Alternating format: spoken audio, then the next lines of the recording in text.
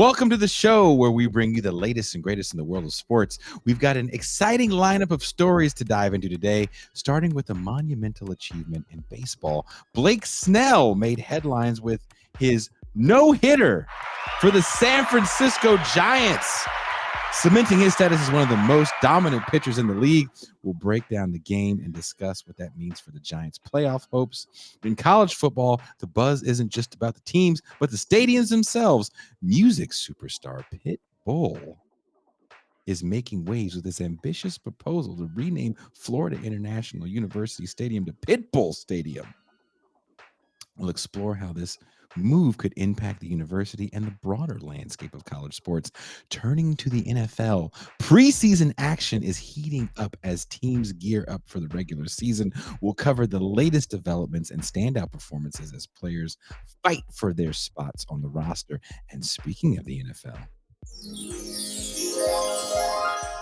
rumors are swirling around the potential trade of Brandon Ayuk, the dynamic wide receiver from the San Francisco 49ers. We'll analyze the trade rumors and speculate on how this could reshape teams heading into the new season. So sit back, relax, and join us as we delve into these stories and more on today's show. Let's get started by having me bring in my co-host, the man that knows more about this stuff than anyone else. Please welcome Mac. Hello. I tried something new to give us a more dynamic introduction to get right down to stuff. Can you just admit that a San Francisco Giants pitcher pitched a no-hitter? It's not Tim Lincecum. Yeah, and oh man, poor Tim. Talk about a guy whose career just tailed off into bleh. Well, that's back when players pitched, complete games. Yeah, I mean, the thing is, dude, we talked about it a couple weeks ago. Pitchers don't pitch anymore. They throw because that's what teams want. They want you to throw as hard as you can. What's one Tommy John surgery when you could have two? Exactly. So a guy like Snell, I mean, he was never really the most overpowering pitcher anyway. Pretty smart pitcher. He signed very late with the Giants. And had a couple stints on the IL. And then, he's starting to get a regular workload again. So, I mean, he pitched a hell of a game. All I give a shit about this year, though, is the Guardians have the best record in Major League Baseball. Did you watch any of the Snell game? No, man. I did highlights not. At all? I caught the highlights. He didn't even have that many strikeouts. He's not going to. He pitches the contact. Let the defense work behind you. It's but smart. Still, you got to have a good defense, and you're still pitching a great game. That's like a Greg Maddux style no-hitter. Yeah, and the thing is, it's like, the Giants they're playing arguably one of the roughest divisions in baseball. Good luck keeping up with the Dodgers, who are quickly becoming the Yankees of the 21st century. But they're not winning. No, I mean, that's the thing. Like, I'm okay with that, by the way. Dude, I'm fine with it. As a San Francisco Giants fan and Bay Area native, fuck the Dodgers. There we go. Fuck them. And let's face it, the ballpark in San Francisco is much nicer than Chavez Ravine. I will die on that hill, and I don't give a shit. You found a big hole on the outskirts of Los Angeles that, by the way, like the crow fly, should only take 20 minutes to get there, but it's a 3-hour ride. Everything is. There's two reasons why I leave my home between 1 and 3 a.m. to drive up to the Bay Area. One reason is the border crossing. Another is Los Angeles traffic. Yeah, fuck LA. Kind of. Yeah, I'm good. Kind of. Again, as a Giants fan, I just want everyone to know, fuck the Dodgers. Fuck them. Fuck them all. And the Lakers, too. They can get it. Yeah, I mean, I'm not going to lie and say that I wasn't, like, jumping for joy that the Lakers got LeBron to take, like, a hometown discount to keep them under the apron, and they did nothing. And I'm going to go ahead and say it now. This is what happens when your franchise is run like a fucking Nepo baby factory, right? Stop talking about the 49ers. Hey, John Lynch has surprised me as a general manager. He Hasn't really he? has. Hasn't he? But he's kind of paying the piper now with the Brandon Ayuk, Do issue. you think and I hate jumping around so hard, but that's fine. There's a lot of videos that we have to watch in the fun part of the show. It's our fucking show. We can do whatever the hell we want. Do you feel like, I was listening to some sports talk radio recently, do you feel like the Niners are a team put together in such a way that they can win without a guy like Ayuk, who I really like? He's so good. Having him with Debo and McCaffrey, it gives you tweeners in a way that we haven't seen before, because these guys can do jet sweeps. They can shoot out into the wide out position from the backfield. And then when you have Kittle attacking the middle, no rhyme intended, the Niners offense is kind of this masterful thing to watch with someone like Brock Purdy, who seems kind of perfect for this job as a quarterback of the Niners. As much as, like, I watched this, I think I sent you this video with someone talking about Cam Newton and kind of how good of a quarterback he was when at least 80% of his body was working, and he won the MVP and took a okay team to the Super Bowl, where he was just really beaten up by an amazing pass rush of Ware and Von Miller. But who do you think you could put in that role that could play as well? I mean, that's the thing. You typically don't get two players that are very similar, and Debo and Ayuk are very, very, very similar. Very, very similar. Phenomenal straight line speed, phenomenal, like they can break your ankles.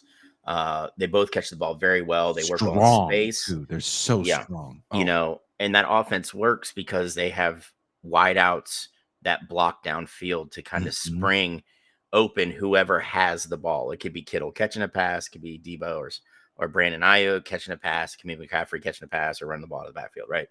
But the thing is, you can't plug just anybody in and do that. Exactly. The offense is tailored to the personnel that they have. Now, I'm bummed because the Patriots were willing to back up the Brinks truck to Brandon Ayuk, and Ayuk said, I don't want to play in New England. Why? Snow?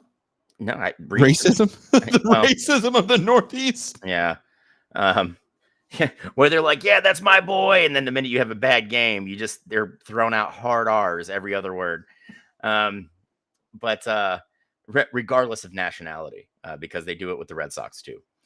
But I mean, I think it's just the Pats are rebuilding, and I think it's going to be a lengthy rebuild, and I say that because Drake May currently is the quarterback. He can throw for 5,000 yards next year, and I'm still going to have the boo-boo lip. We have one rule here at Beyond the Red Zone. And what is that rule, Mac? You don't trust UNC quarterbacks in the pros. You don't do it. No. You don't do it. You hold on. Let the black man tell you. What the black man tell you? Wait a minute. Where did he go? No, my brother. Keep fucking with me. That's what the Patriots do to you. Keep fucking with me. That's what you were saying the whole draft. Yeah. I mean, and the thing is, it's a very, like, the Pats are very talent deficient right now. Ayuk would have been amazing, especially with having a rookie quarterback. Well, I think they're going to play. I almost said Michael Bishop. Talk about racism. Yeah. There's only one black Patriots quarterback for me, and that is Michael Bishop out of Kansas State. He's the black QB, right? Yeah, 20 years ago. Yeah, what year was that? Was that like 20? Like 2000? Like, serious? Everybody, he meant Jacoby Brissett. That's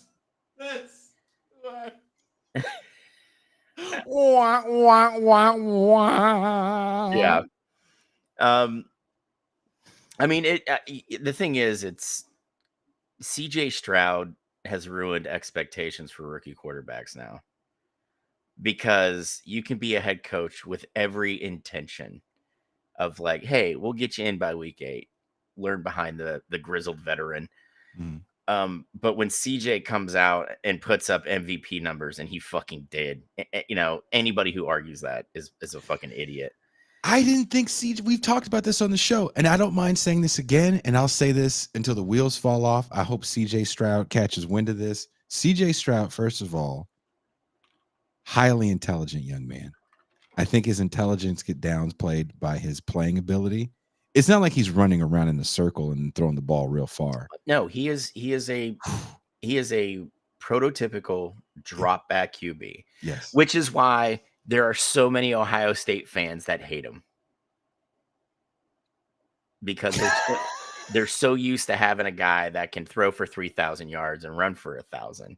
That wasn't CJ Stroud's game. It's not his game. And his game, in my opinion, is one of the more beautiful games to watch. And he's more Ken Anderson than he is I don't know, Michael Vick. Yeah, I mean, how you don't ever see quarterbacks their rookie year by week 8 have the ability to just carve up any defense that's in front of them. Oh my God. Right. And that was CJ. Because he's so smart. Yeah, and he knows how to, he just knows football. Like it's phenomenal. And that's yeah, I'm with you, Nuri. Like the Wonderlic test is absolutely bullshit. They're like, did he have a low score or something on the Wonderlic? You could take it up to 2 times. You right? take it twice or something? Yeah. And the thing is, it's like, people have to realize the pre-draft process in the NFL is one of the dumbest things you're ever going to read look, about. Mac, I failed the personality test to get a job at Anthropology. Look at me now. Look at me now. Wearing a yellow shirt. Here it comes! That's me body slamming Anthropology.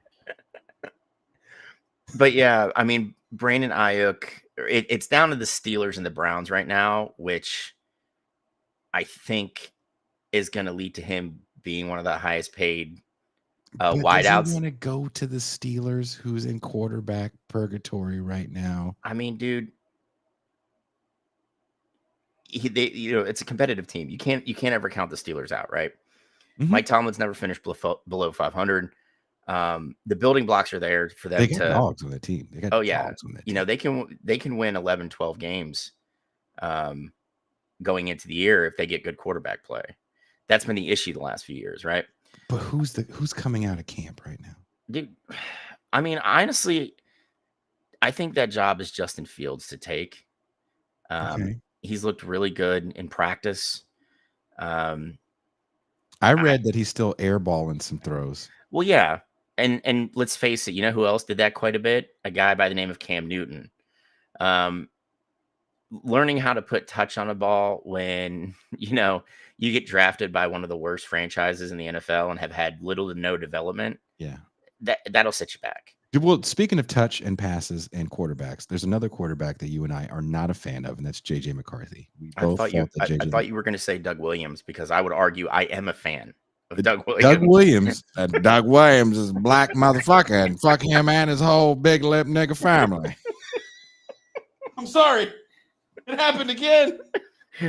Every time I hear the words. Every time I hear Doug Williams' name, I just remember the glory being snatched from my hands. And before we get into JJ, Ayatollah, if the trade goes through, Cooper would head to San Francisco and Ayuk would go to Cleveland. That's the parameters of the trade. Amari Cooper is such a quality wide receiver that puts up great numbers in an era where a lot of people's numbers dip when they go to these mediocre quarterback teams. And he's had a lot of mediocre quarterbacks, and he still manages to be the number one target, be open, make plays. Imagine him going into a system where he's going to be open, but he's going to have to block. Yeah, and the thing is with Amari, though, in wide receiver years, he's starting to get up there. Sure. Which isn't to take anything away from him, because like you said, the man managed to get, have 1,000-yard seasons in Cleveland with like Baker throwing to him, with, Watson constantly being hurt and the backups are always in. So like you can't knock Amari Cooper. I don't know how well he fits into San Francisco's system though, because he's not what you would call a burner anymore. He's like he's getting into the Larry Fitzgerald part of his career, right?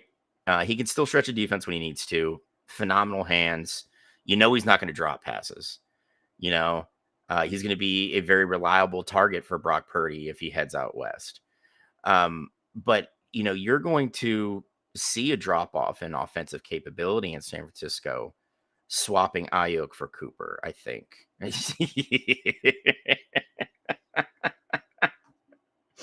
Yes, there's a lot of truth to that as I wear my Darth Vader Merciful Fate shirt. And it's not a knock against Cooper. It's just that Shanahan's offense is predicated on speed right now, right? Like with Debo and Brandon and Christian McCaffrey, on the field at the same time. Yeah, Head Turner, you're absolutely right. The routes are still phenomenal.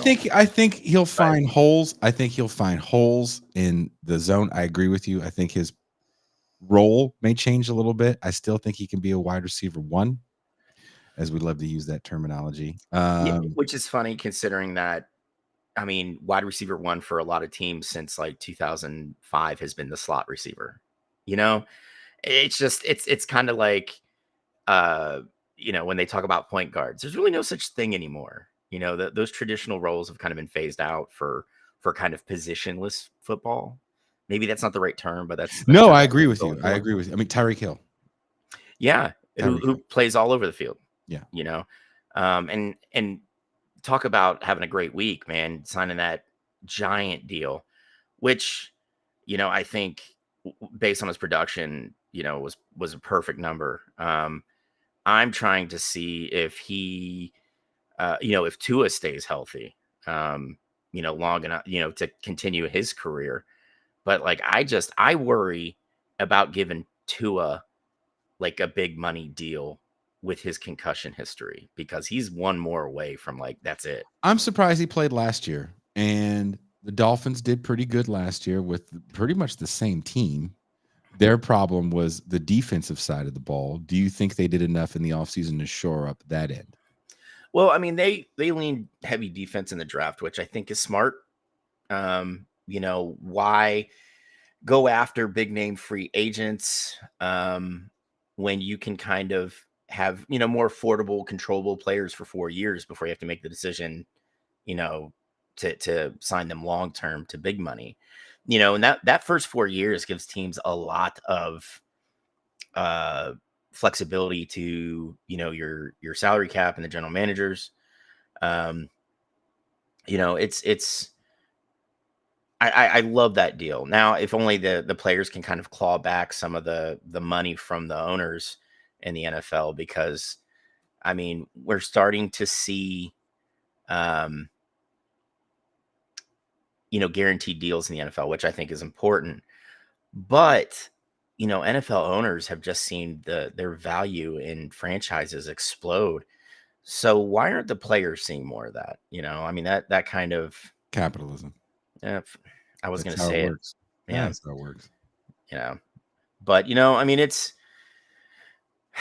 the AFC East is winnable. I do. You don't believe in the Bills? No, the thing is, the only competition in the East for the Dolphins will be the Bills. They're going to have to worry about how do you reproduce the production of Stephon Diggs. You don't think the rookie's going to be able to do it? He might be. He might, but going from college to the pros as a wideout is a big curve. A big curve. So you don't think he's got the Jefferson or Chase? I hope to Jamar Chase. Yeah, I hope to be pleasantly surprised. Like, that's what I want. I don't want players to fail. Fuck no, I don't want that. Speaking of players not failing, there is a white player who is the villain of every 80s movie. His name is Sam Darnold. We've made fun of him and his wife. Oh. We're going to continue to make fun of him and his wife. It doesn't matter. But I am rooting for Sam Darnold. Recently, Pascal and I were on the Pod Save America podcast with Anders Lee and Jake Flores. And Anders is from Minneapolis, and he is a huge Vikings fan. And I told Anders when we were done with the show, we unfortunately didn't get to talk about any football, but I told Anders when we were done with the show, I was like, Anders, I sent him a text message that said, I'm so rooting for the Vikings. So I've been following Vikings news, and Justin Jefferson was interviewed about the quarterback, says JJ got some first team reps. And Justin goes, he's got a hell of an arm and he really wants to show it off. He goes, but Sam Darnold is playing like a veteran. He understands touch. He's making some beautiful touch throws. He can zing it in there when he needs to. He goes, I feel real good. I haven't felt like this in a long time with a quarterback. I think that's his way of saying, hey, oh my God, this guy has better physical tools than Kirk Cousins. He can get the ball to me downfield if need be. He's fleet of foot that a lot of people don't talk about. Yeah, he's so fleet of foot that he fell right into Miss Flatass herself.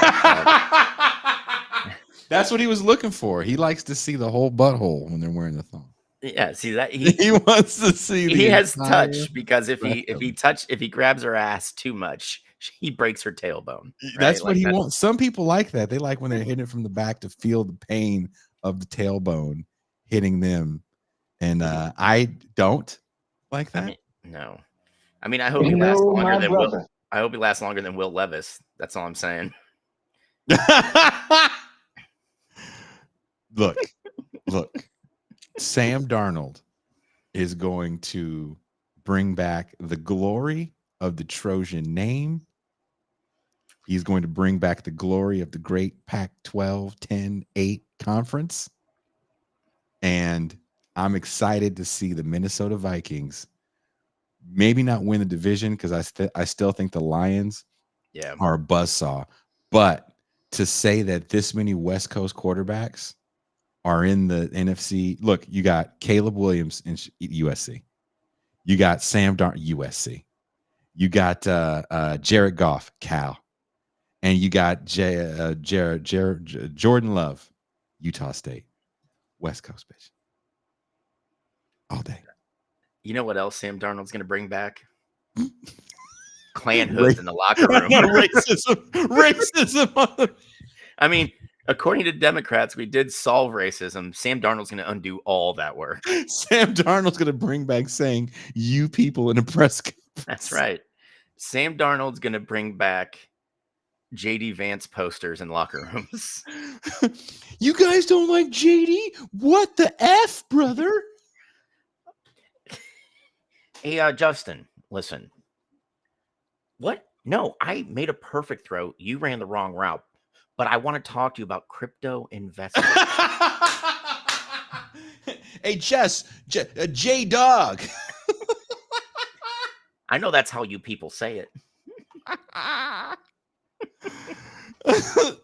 Do you know what I know there's only like 8 black people in North Carolina, right? No, my brother. Oh, sorry. I mean, a lot more than that. Maybe 12. No. Well, you're in Fayetteville. Well, I mean, you're in Fayetteville. I think. Yeah, I mean, let's face it. You're not in Charlotte. No, thank God. I love to hang out in Charlotte, but I would fucking rather run headlong into Los Angeles traffic than fucking live in it. Nuri Yank. Nuri Yank says the hatred of flat ass woman is some internalized Irish self-hate. Ireland is the land of flat asses. Nuri, I will raise you. Sinead O'Connor. Dude, Sinead O'Connor had a little bit of junk in the trunk. I'm gonna tell you right now, Nuri, you've got to really look at Irish TikTok because some of those girls have been doing squats and they're not quite as flat anymore. And I do enjoy me a redhead with a beautiful fat ass. I really do.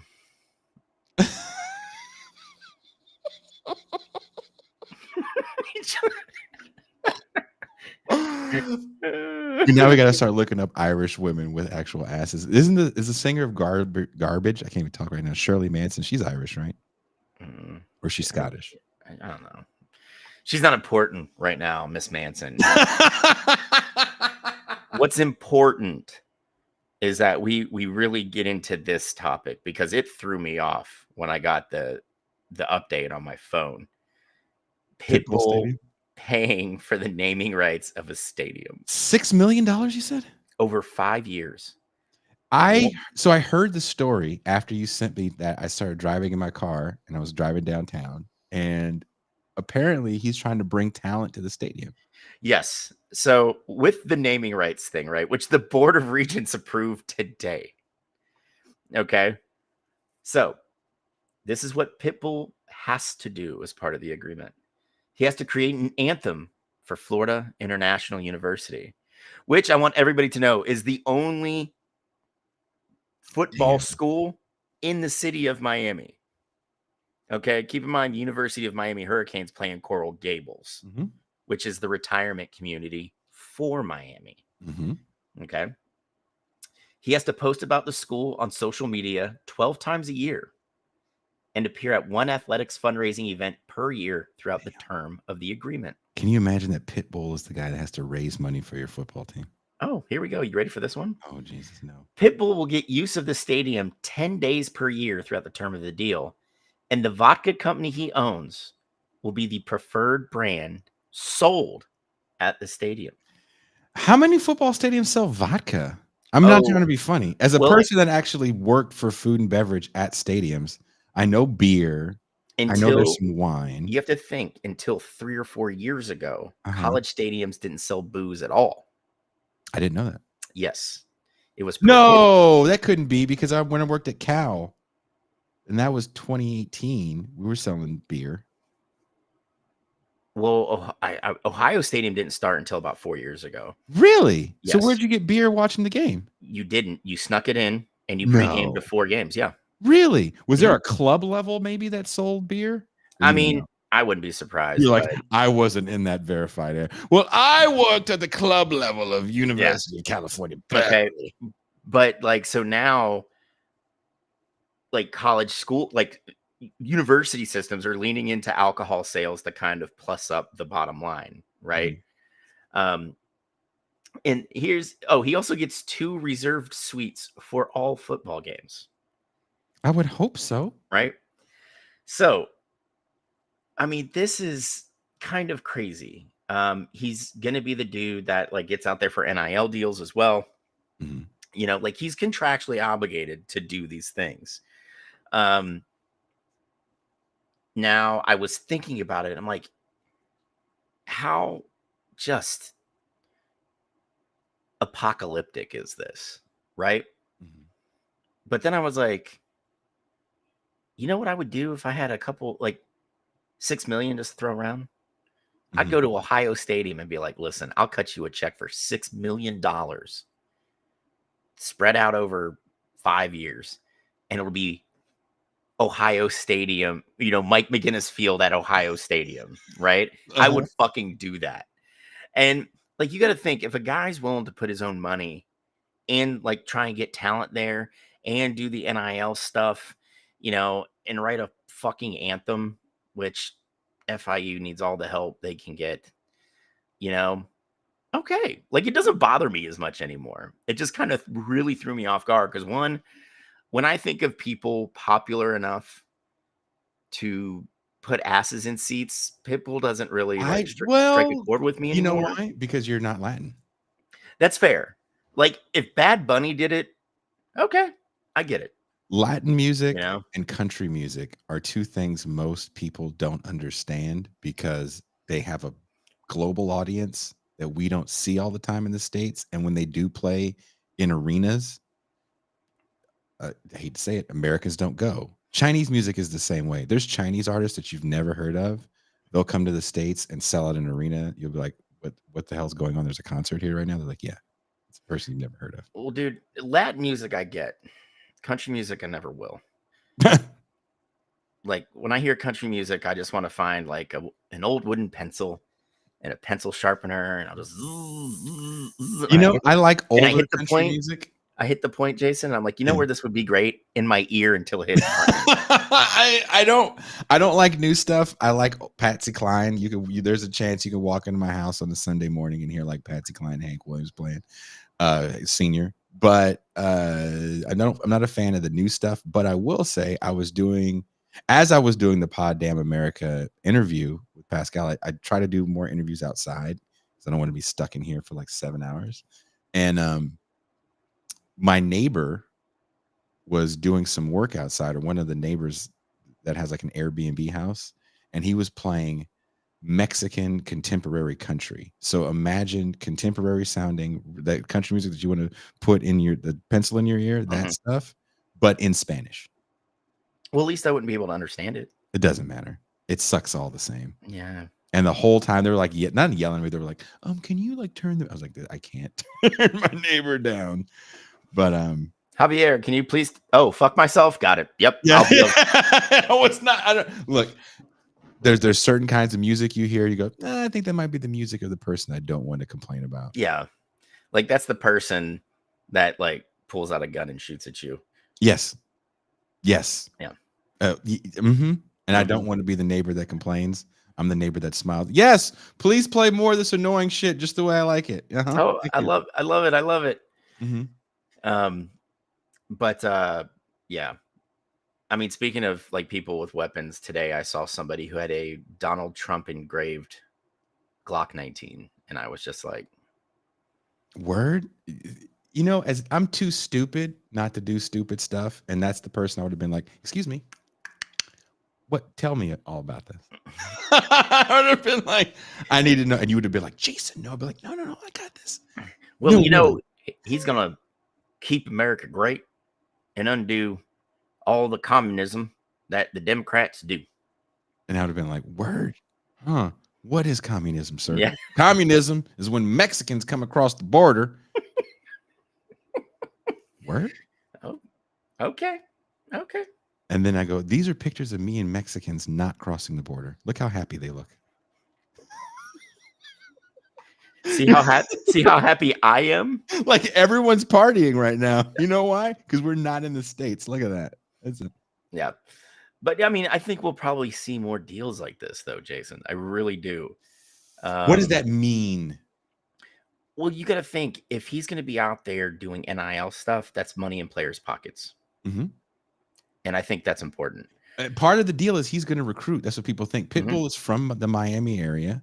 He's and Mr. 305, apparently. And the thing is, people think that we can, now they're like, look, if we can get some of the recruits that are leaving us for Miami and Florida State, and sometimes even Alabama, why not keep our talent in-house if we have this guy that's going to make the facility better? We don't know if he's going to put money into the facility. Well, I mean, that's the thing. It's a small stadium. It's a dual-purpose football and soccer stadium that only sits 20,000. Now, Florida Atlantic, they got into big-time college football around the same time FIU did. And when everybody's favorite ne'er-do-well, what's his fucking name? Lane Kiffin. Oh, God, yeah. When Lane was at Florida Atlantic putting up 10-win seasons, they did a huge investment into the stadium, right? Okay. Florida International is looking at the same thing, right? If they can get past the 4-8 seasons, the 5-7 seasons, string together some wins in Conference USA, win a couple league titles before, the group of 5 conferences just how go does away. Realignment? Here's a real question. Let's say Pitbull puts some money into the stadium. We've seen a massive realignment in college football to make huge conferences that ultimately it's going to just be East and West playing each other, maybe North and South, right? Yeah, however you want to split it. However you want to split it. And what happens when a school like Florida International, which was a smaller school already, but they still pretty much regularly put talent into the NFL? Yeah, I mean, the thing is, it's hard. People forget that Miami is just it's a breeding ground for phenomenal football players, right? So even I'll tell you right now, I'll take a 3-star out of Miami over like a 4-star from California. Wow, what a douche! Yeah, Even though we produce more NFL talent than any other state in the union. You should. You're the biggest state in the fucking contiguous United States.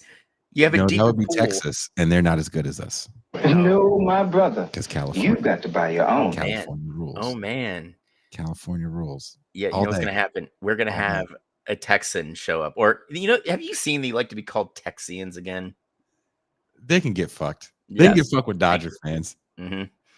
I We're will gonna say Texans actually schooled me on chili. I was cooking for a crew of Texans when I was in the Gulf once. And I had to there was a job I had where you have to make soup, and you don't just make like a pot of soup, you have to make a cauldron of soup. Oh, yeah. And they were like, we want chili. And I was like, how do you want it? Like, we want Texas style. And I was like, and that means again, I was like, and again, what is it? Just refresh me again, because I know so much. It's like, no beans and that shit. I was like, oh, word. So Yeah, I'm not. I like their chili. You know whose chili sucks? Ohio. Yeah, Sorry. it's awful. I It's don't just like like it. Skyline chili is just spaghetti. It's just spaghetti. Do you know how hurt my feelings were on tour? Because they're everywhere in the Cincinnati area. I don't know if they're throughout the whole state, because I don't remember seeing them in places like that I've been to, like Mansfield, Ohio, and Yeah, Kent. you're not gonna see Skyline chili outside of like Southern Ohio, man. Okay, so this is a Cincinnati thing. No. Yeah, and so we played Amelia, Ohio. Do you know where that is? No, but it sounds very Ohio. Right. And in the words of my son, it's giving Ohio. Oh, dude, I've been to some places in the world where people are like, where were you? But we're like, dude, what's this Skyline chili? This looks cool. I love chili. Sugar and chocolate. Mhm. Why would you do that? Did you try it over Fritos? Why do I have to make some sort of Peggy Hill goulash? Mm-hmm. I just wanted to eat some delicious chili from a chili place. Yeah. And instead, I got some sort of 5-year-old's creation. That's why in Northeast Ohio, we just say it's Northern Kentucky. Hey, I've made the wrong turn. Hey, where's the exit? All I'm saying is this: where is Cincinnati's airport? It is not in Ohio. Is it in It's Kentucky? I believe it. It is. It really is. If people have never driven there, you miss an exit, and you are in Kentucky. Yep. And it's an easy exit to miss, and then you're just in the loop forever. Like, God damn it! Yeah. You hear about Doug Williams on sports radio. You turn into Uncle Ruckus again. Like head turn says chocolate and chili. Nah, fam. Yeah. I'm telling everybody on this: live a little, live a little, live a little, live a little. If culture is to be shared, because it is forever changing, Cincinnati shared their culture with me, and I spit it back at them. Yes. You chewed twice and said, "Puh." Oh, the whole band was like, what? Because I was tour managing a band. It wasn't my personal band. And they were like, this is disgusting. Mm-hmm. Oh, we did not dig it. Now, I won't say Ohio is a horrible place for food in general. I'll tell you right now, if I'm in a band and you're my manager and I end up at a Skyline Chili, I'm firing you. Just right there. Just right there. I'm done with you. We had so much good food on that run. One of the best places. I did this thing because we had a bus on this tour. So I was like, let's just play. I'm going to try to play the bus up as much as possible. We were in Kansas City and we pulled in late in Kansas City. And someone said, hey, Kansas City's supposed to have really good barbecue. And so we found a place called Gates. It's a chain in Kansas City, a very well-known chain, Black owned, by the way. And I was like, hey, I got this band and we're on tour right now. And I know are you guys closing? Like, we're about to close. I'm like, well, no, I think they were closed. Like, they were closed and they were like, they still were in the building. I was like, oh, we would love to eat. And we've come all this way. And they saw the trailer and the bus and they were like, oh man, we're a band, huh? Well, yeah, come on in, guys. And they let us in and they made us food, actually. And it was, so I'd make it a point, if I'm ever in Kansas City, I have to go to Gates. Excellent barbecue. The brisket was off the fucking hook. They chilled with us for a while. I think they even let us like sleep in their parking lot. I love food tourism as a musician. If you have a couple bucks dude, and you can afford something, and then most of these places are hole in the walls. I'm all for food tourism, right? Like, I've eaten tripe because Anthony Bourdain said you haven't lived until you try it once. Am I going to try it again? No, I won't. But I did. I gave it a shot. You know? Yeah.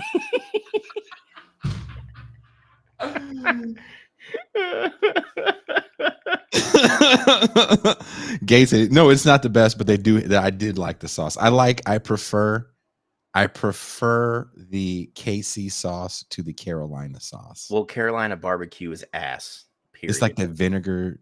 It's too tangy. Well, they don't season the protein enough. They douse it in that fucking vinegar-based shit. Yes.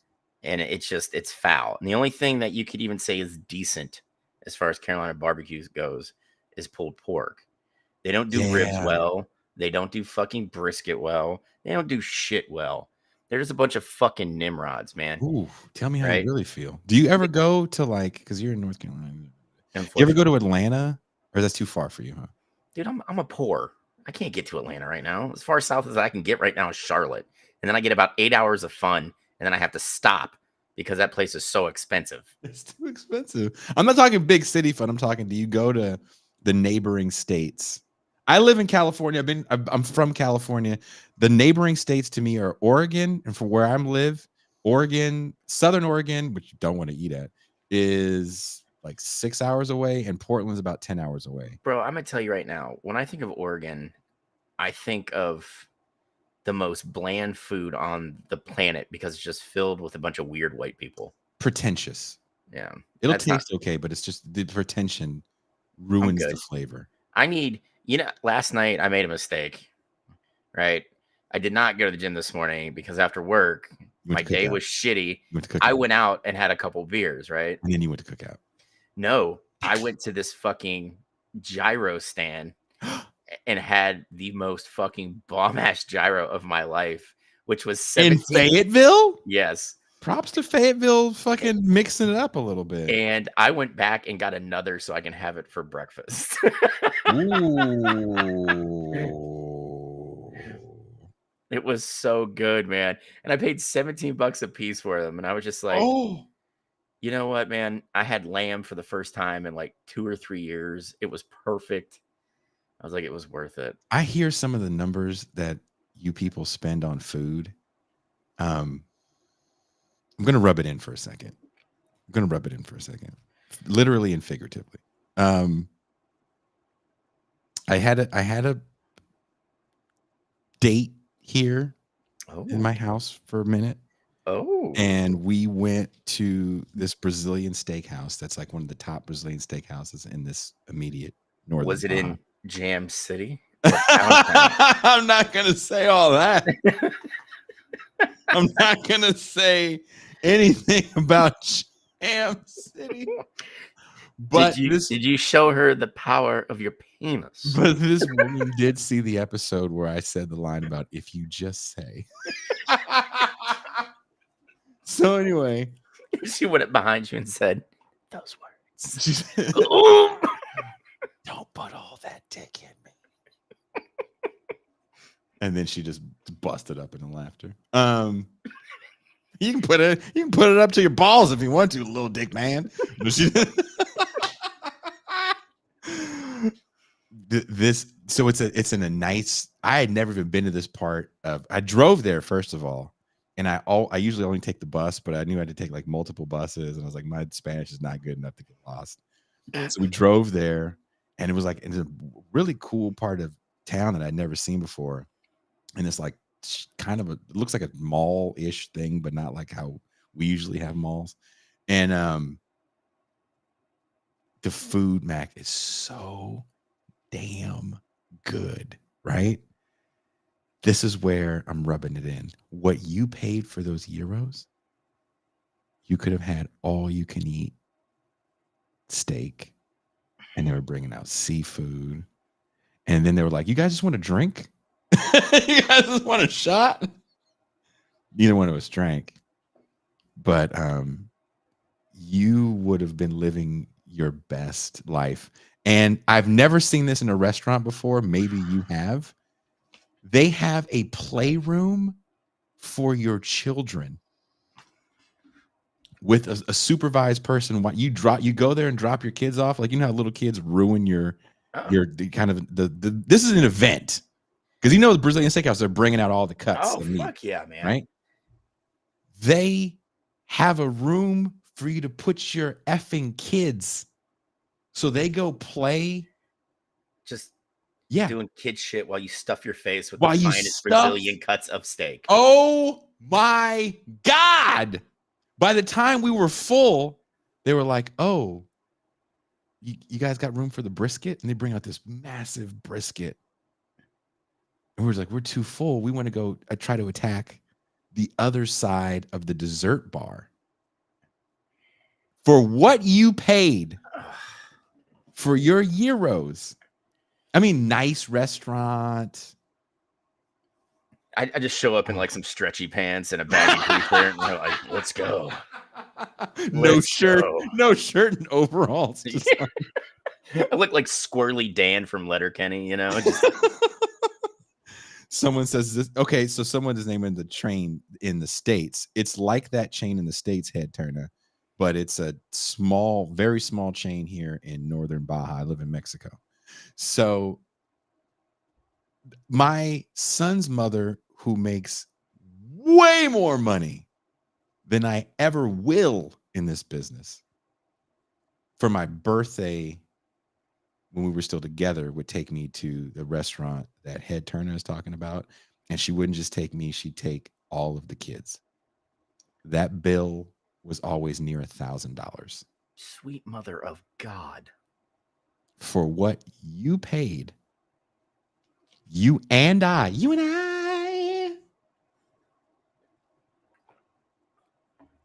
you'd still be full.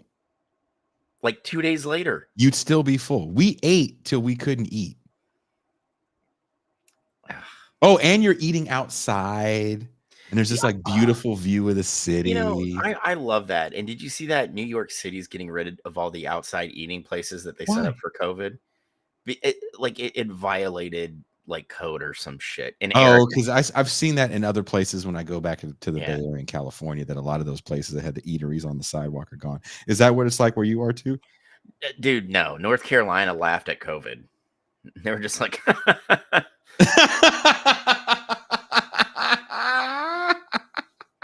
That's why, like, when I first started working at Father Jonathan's, one of my first deliveries, this woman opens the door and coughs in my face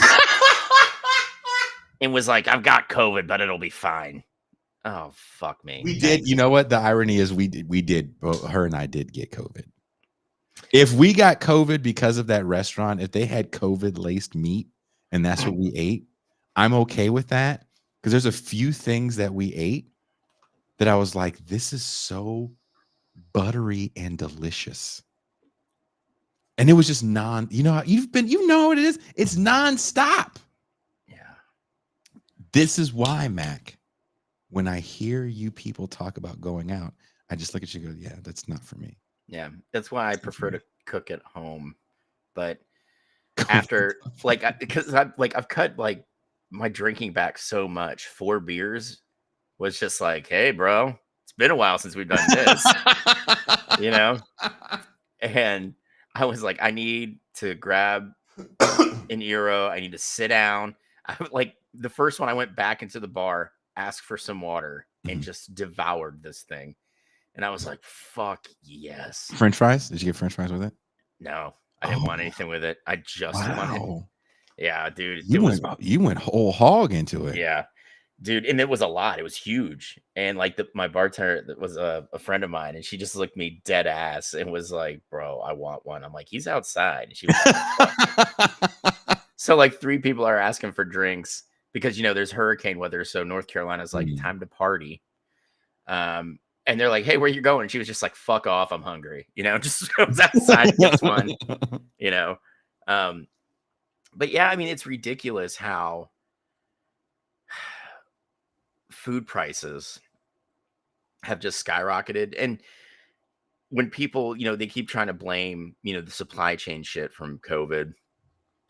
They keep. I mean, my favorite is when they blame Biden. I'm like, Biden has no control. That's one Over thing he's got no control over. Yeah.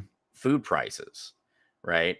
The fact of the matter is these, our grocery stores who chased out small markets and mom and pop shops, um, you know, bought up all their competitors. So we only have like 2 corporations that own every fucking grocery store in Yes. America. Yes. So when they saw that we would still buy things where the price has been increased by 30, sometimes 50%, they were like, we'll just keep the prices there. And they have, you know. And one of my asshole friends who, seems to think that the key to defeating inflation and driving food prices back down are meal prep, companies. And I'm like, dude, they're Oh no my fucking God. better, man. What's the thing? Blue Apron and all this other shit. I'm like, dude, they're paying the same price and they're just passing it on to you. No, man, no, that's not how that works. That is exactly how that works. It's just people, their grasp of what actually drives the economy is so minimal. McDonald's changed and they added a menu or a $5 deal menu. Did you see that? Yeah. Cool. Have you gotten one? Or are you one of those people that's like, Fuck I'm too no, good for man. McDonald's? No, I don't. I try not to eat fast food. Oh, word? Yeah. I mean, I can't. Fast food seriously is a commute. I have to pass. No over exaggeration, and Ben Burgess will back me up on this. Maybe 100 places to eat that aren't just taquerias before I hit a chain. Yeah. And see, I would prefer like hitting like a small, like there's this place called Taste of Trelawney here in Fayetteville, and it's fucking phenomenal. And it's like an old lady and an old dude that just sit back there making this amazing Jamaican food, and whenever I can, I will sneak out there and just fucking smash. Right. And I pay $10 and get a full plate of whatever the fuck is on the menu that day. And I go home happy. And it's just, I'm not a big chain guy anyway. Like, do you have Carl's Jr. where you're from, or do you have Hardee's? We have Hardee's. Sorry. Well, Carl's Jr. is a West It's a California thing, but so is McDonald's. So this is again West Coast. Oh, fuck you, dude. Jason is the Tupac to my Biggie. Mac, what is it about Carl's Jr. right now? And I need the people in the chat to tell me what it is. I've been having crack illusions thinking about Carl's Jr. For some reason in Mexico, it's always crowded. I don't understand. It's like a date spot for people. I don't get it. It's just Carl's Jr. It's just like in Texas with Whataburger. Like when I was in San Antonio, I had it and I'm like, it's a fast food burger. It's not that great. I've been to Whataburger probably 8 times and I'm like, eh. But what is it about Carl's Jr. right now, Mac? What is it about this particular fast food place whose French fries have gone down in quality since the 90s? But what is it about the double Western bacon cheeseburger that is calling me like I'm Chris Rock in New Jack City right now? Dude, it's like when you don't have something for a while and you start thinking about it and all the good memories are there. Like maybe you had a fucking great time, with a young lady. No. And you just smashed one after a long night of taking her to Jam City, Jam City. But see, now, because you haven't had one in a while, because it is so packed, because it is a date spot, you're like, you know what? That sounds amazing. And the thing is, it's like, it probably would taste better in Mexico because, I mean, fuck, dude, Subway, it's a bougie Whopper. But like Subway can't even can't market bread in the European Union because it's characterized as cake because there's so much sugar in it. Oh, dude. We don't use real food here. Mac, I don't know what the other day I was like, I finished the script for the show early. I got some booking done. I I think I'm going to go to Carl's Jr. And I felt like I was going to meet a dealer. I walked in like this and shit. I don't park in the parking lot. I park like outside of the parking lot. And I crept in and I was like, Buenas tardes. Me das número 4 grande. Para tomar botella de agua. Gracias. Jason's Spanish is good enough to where he can order food. Anything else. That's it. Asking directions? No fucking way. I don't know what it is about that because they put the onion rings in it that are mildly soggy from the barbecue sauce. The bacon is microwaved, Mac. So the bacon is as flaccid as me on most nights. And not the nights where Jason went and bought the fucking Mexican Cialis that keeps him rock hard for 96 hours. Your dick is just punching you in the chin the whole time. You're like, I just want to go to sleep. And the Mexican Cialis is like, no, no durmiendo.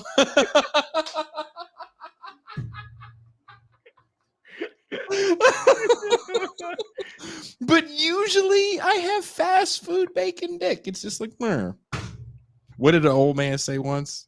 Maybe it was my father. It's heavy, but it don't get hard.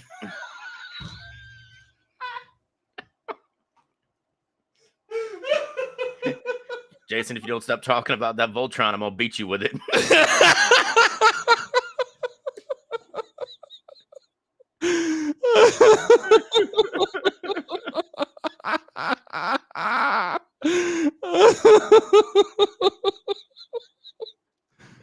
Dude. But Dad, Voltron. You weren't kidding. It is heavy. Go to school with a dickhead fucking bruise on your face. Hey, man, what the hell is that on your face? Shut up.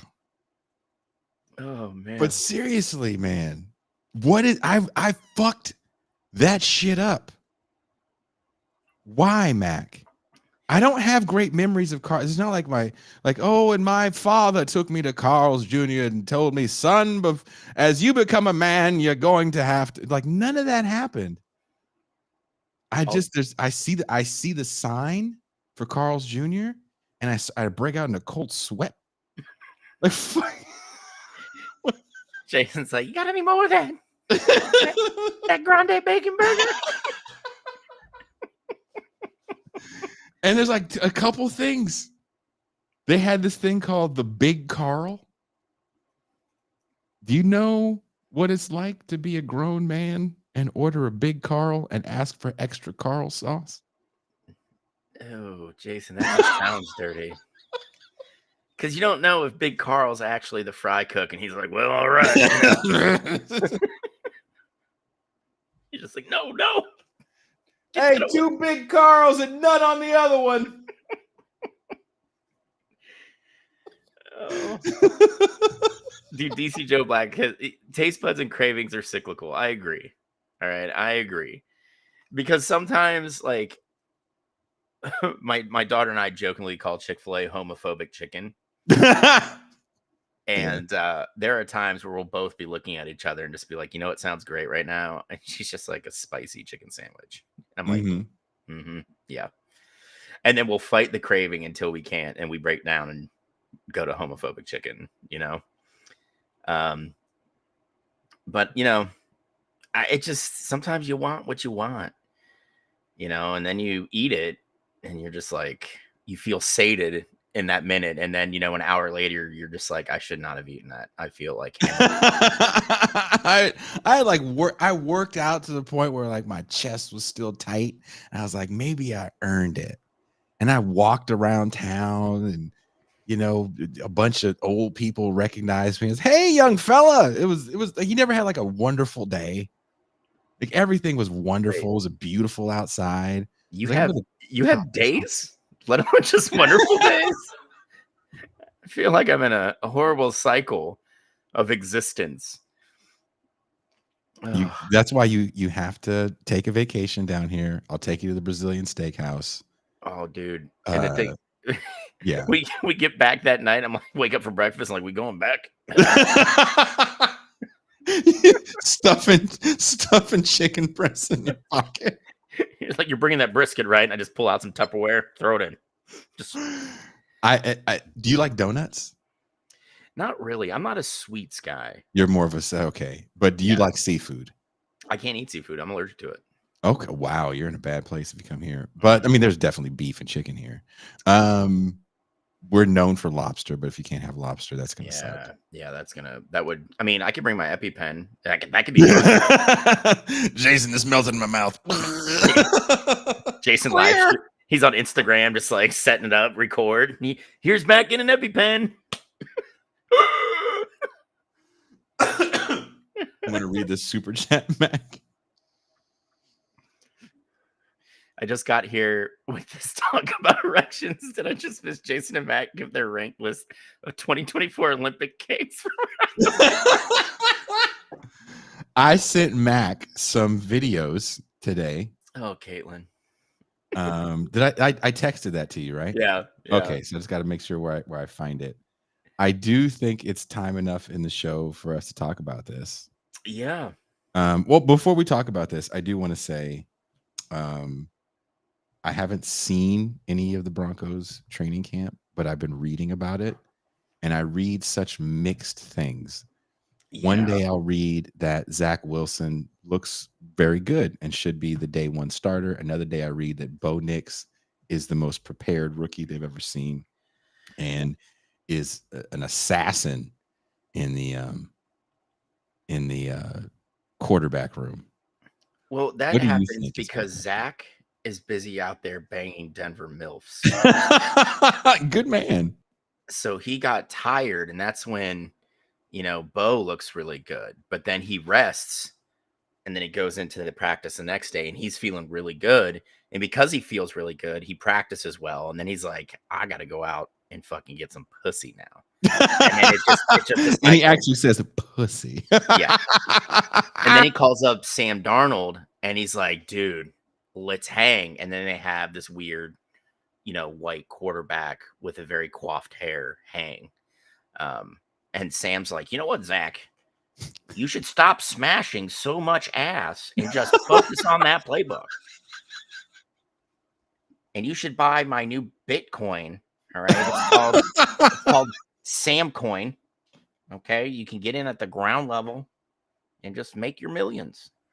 Bro, you're going to make $1 million. Right. White power.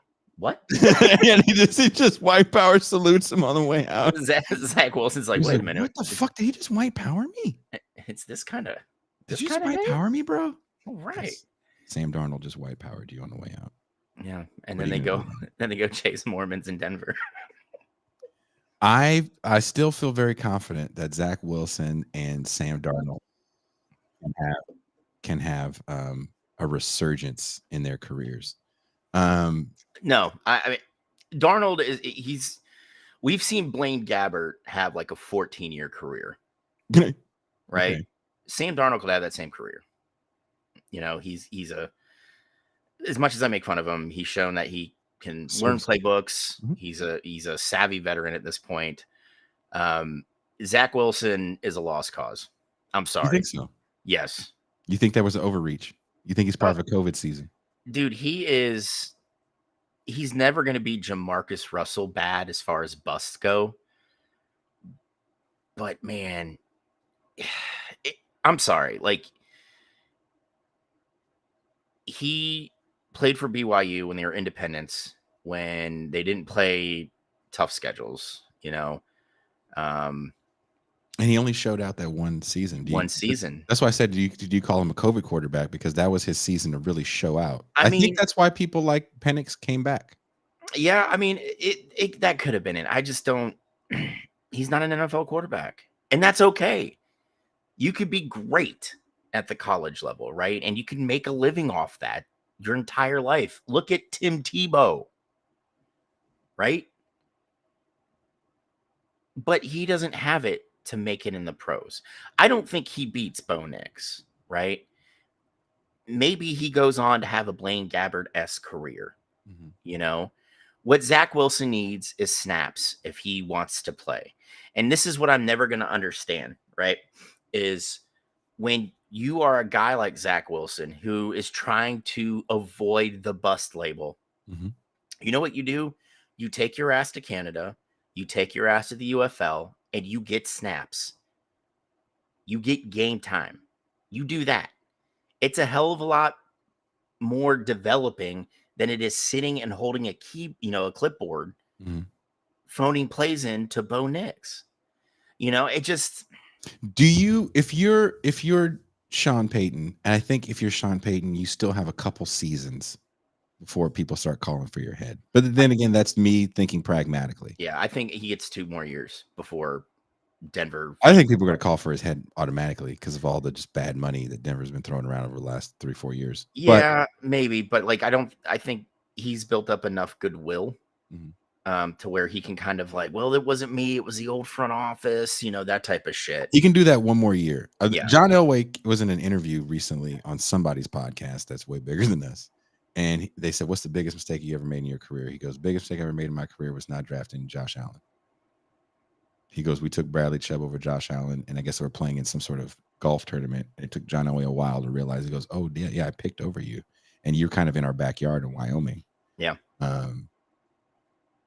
I look at the Josh Allen pick, and you think about where Denver missed before Josh Allen was Paxton Lynch. And Paxton Lynch was coming out as a bit of a project player. He was supposed to be white Cam Newton coming out of Memphis. Yeah, and you got to think, look, all he had was measurables. 6'7", 220, 225, 230.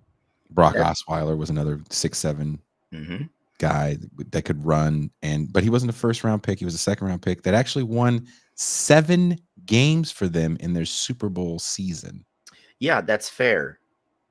He was also throw-in as a salary dump that Cleveland took when they got that second-round pick. But someone says Josh Allen was a slow burn. Isaac, I agree with you because Josh Allen's numbers at Wyoming were so pedestrian. Yes. That you were picking him knowing it was a project. Realistically, I don't think John Elway could have afforded a project pick after Paxton Lynch had failed, Brock Osweiler failed, and some people look at the late round picks that Denver had at quarterback and failed. And when I think of Elway's tenure, I think of, man, they really put together some great teams in the late rounds and with undrafted free agents. We always had an undrafted free agent team. Philip Lindsay, comes to mind. Oh yeah, Mike Anderson a little further back. That's the thing. The Broncos swung and missed on the picks that you couldn't swing and miss on, right? You may have gotten some good production out of Chubb, and you spun him for a first-round pick, so good on you. Yeah. That was Miami being so just desperate for pass rush help. Yeah, and it's not a knock against Bradley Chubb, but is he, one of the Bosas? Is he Khalil Mack? No. I mean, he came into the league hurt. Yeah, but you have to think, maybe he didn't think he could afford it, but why not do it anyway? Because Allen, the few years preceding Allen being drafted by Buffalo, we're seeing more and more quarterbacks exceeding expectations and really cementing that the NFL is a quarterback's league. It was good defense will beat them. We're seeing it now. If you have a quarterback and some serviceable wideouts, you can go far. Kansas City Chiefs. Yeah. New England Patriots. The Patriots for fucking 15 years. Yeah, somebody said the Jerry Jeudy pick. Jerry Jeudy comes out of an Alabama squad where at one point in time, Jerry Jeudy, Henry Ruggs, who's the guy in Philly? Devontae, is that his name? Parker. Is Devontae Parker? Is that his name from Alabama? I think so, yeah. And who's the one that won the Heisman? Let's go. And that plays in Philly. Or no, he plays in Miami. Miami. The one from Okay. Miami.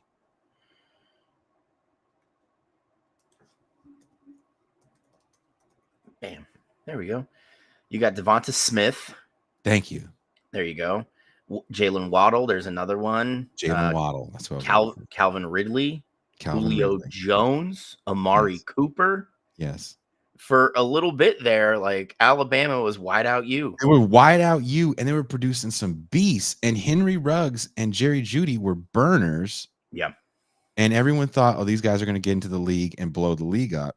Henry Ruggs showed you a little bit before he had a tragic DUI that cost a life and his career. So 2 lives. Yeah. And Jerry Jeudy never really had great quarterback play. Never could stay on the field. And when he was underwhelming. Yeah. I mean, and that's the thing. What kind of Jerry Jeudy are we going to get in Cleveland? Right? I don't know. See, he showed flashes. Yeah. He showed flashes. And the thing is, it's like, dude, if it's a hungry Jerry Jeudy, that's going to be a great wide receiver too, to whoever wide receiver 1 is, whether it's Amari Cooper or Brandon Ayuk. But I mean, like Denver, Sean Payton is trying to like spackle a giant crack in the wall, right? And he was supposed to be the spackle. And then after last season, he realized just how talent deficient Denver was on the offensive side of the ball. You can have the freaking greatest, head coach who can out scheme anybody, but if you don't have players to execute it, it's just a big ball, But I like their receivers. I still like Courtland Sutton. I do too. I think I like Mims Jr. I think Sutton would be better served playing like a Wes Welker or sure. And I think he's down to do that if he doesn't get moved. But I like Sutton. I like Mims. I like Lil Jordan. Mm-hmm.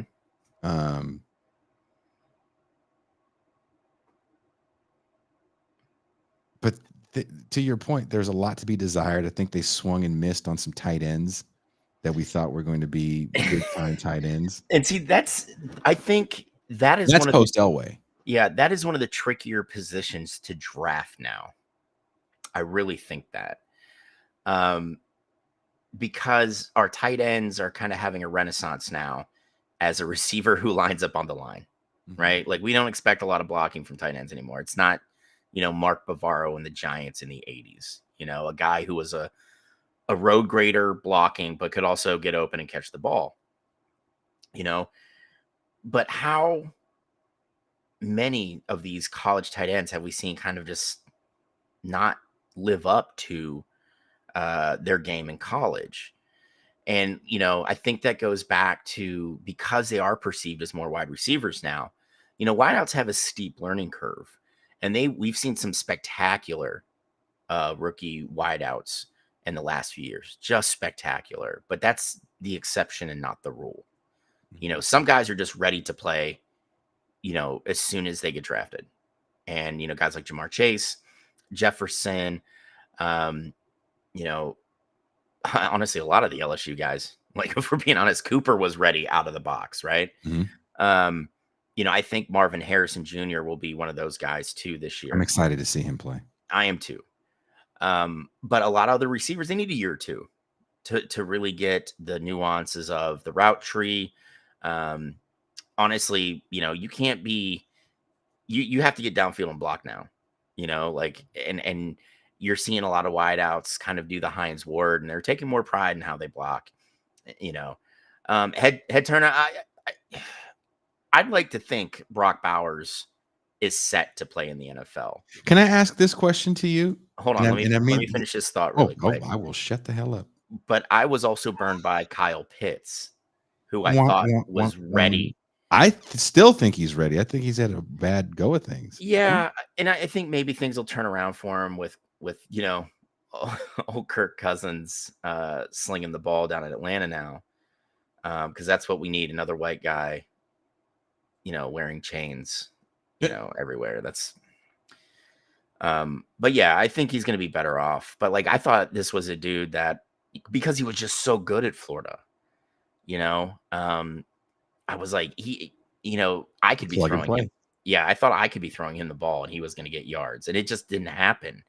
But I think, a lot of that had to do with the shit ass playbook and just horrible quarterback play. Like, I'm sorry, like Desmond Ritter, great story at University of Cincinnati, right? Getting the Bearcats into the playoff. He did not strike me as an NFL quarterback. Not at all. And a backup, maybe. Dude, or a guy who went and played in Canada or the UFL Yeah. and developed his game there and then came over, kind of like Jeff Garcia. Yeah. Right. But like, dude, why do you put all your eggs in the Desmond Ritter basket? Like, I didn't fucking understand it. I didn't understand that. Maybe they were trying to do some cheap, we can do this on the cheap thing. And yeah. And the thing is, it's like, you can get away with that with a guy like Brock Purdy, who knew the system, was steady, and let's face it, his first season, that rookie year, he let his playmakers do a lot of the heavy lifting, and Kyle Shanahan should be commended for that, right? Mhm. But as he got more comfortable in that, we've seen Purdy like push the ball downfield. He's taking more stabs, more risks. And that's what you want to see from your quarterback growing into it. Desmond Ritter looked terrified. One, he had to play behind that Atlanta offensive line. That was what, we in the business call ass. But like, if your offensive line is going to be bad, you get a guy that can move, in college running jet, RPOs and shit where you have some space to run. Yeah. But in the NFL, everybody's fast. Everybody. Mm-hmm. Right? You got to have a guy that can not just move in the pocket, but take off and pick up yards as needed. And Ritter wasn't that guy in the NFL. No. This isn't fucking, AAC University of Cincinnati. This is the league, dude. And those 340-pound defensive tackles are still running sub 540s, man. Like, you're not outrunning this dude, it's just, I look at some of these front office people, Jason, and it shocks me that they have jobs, because if I can pick that up watching game film on YouTube and games on ESPN, that you should be able to see it. Guy that makes $3 million a year to make these calls, like Ritter. Like, if the NFL had an actual minor league, I would draft Desmond Ritter and I would stash him down, on the farm for 3 or 4 years. And then if he doesn't cut it, you cut him, but when college football is your minor league system and it's supposed to have polished players coming out, that's not the game now. And, do you think that's that okay? Do you think that changes with realignment? And this is where realignment is either going to be really interesting or really nightmarish. So, and it could be double nightmarish. So, and I say that because it could be interesting because you can now have a season where top teams play each other for 10, 11 games, right? Yeah.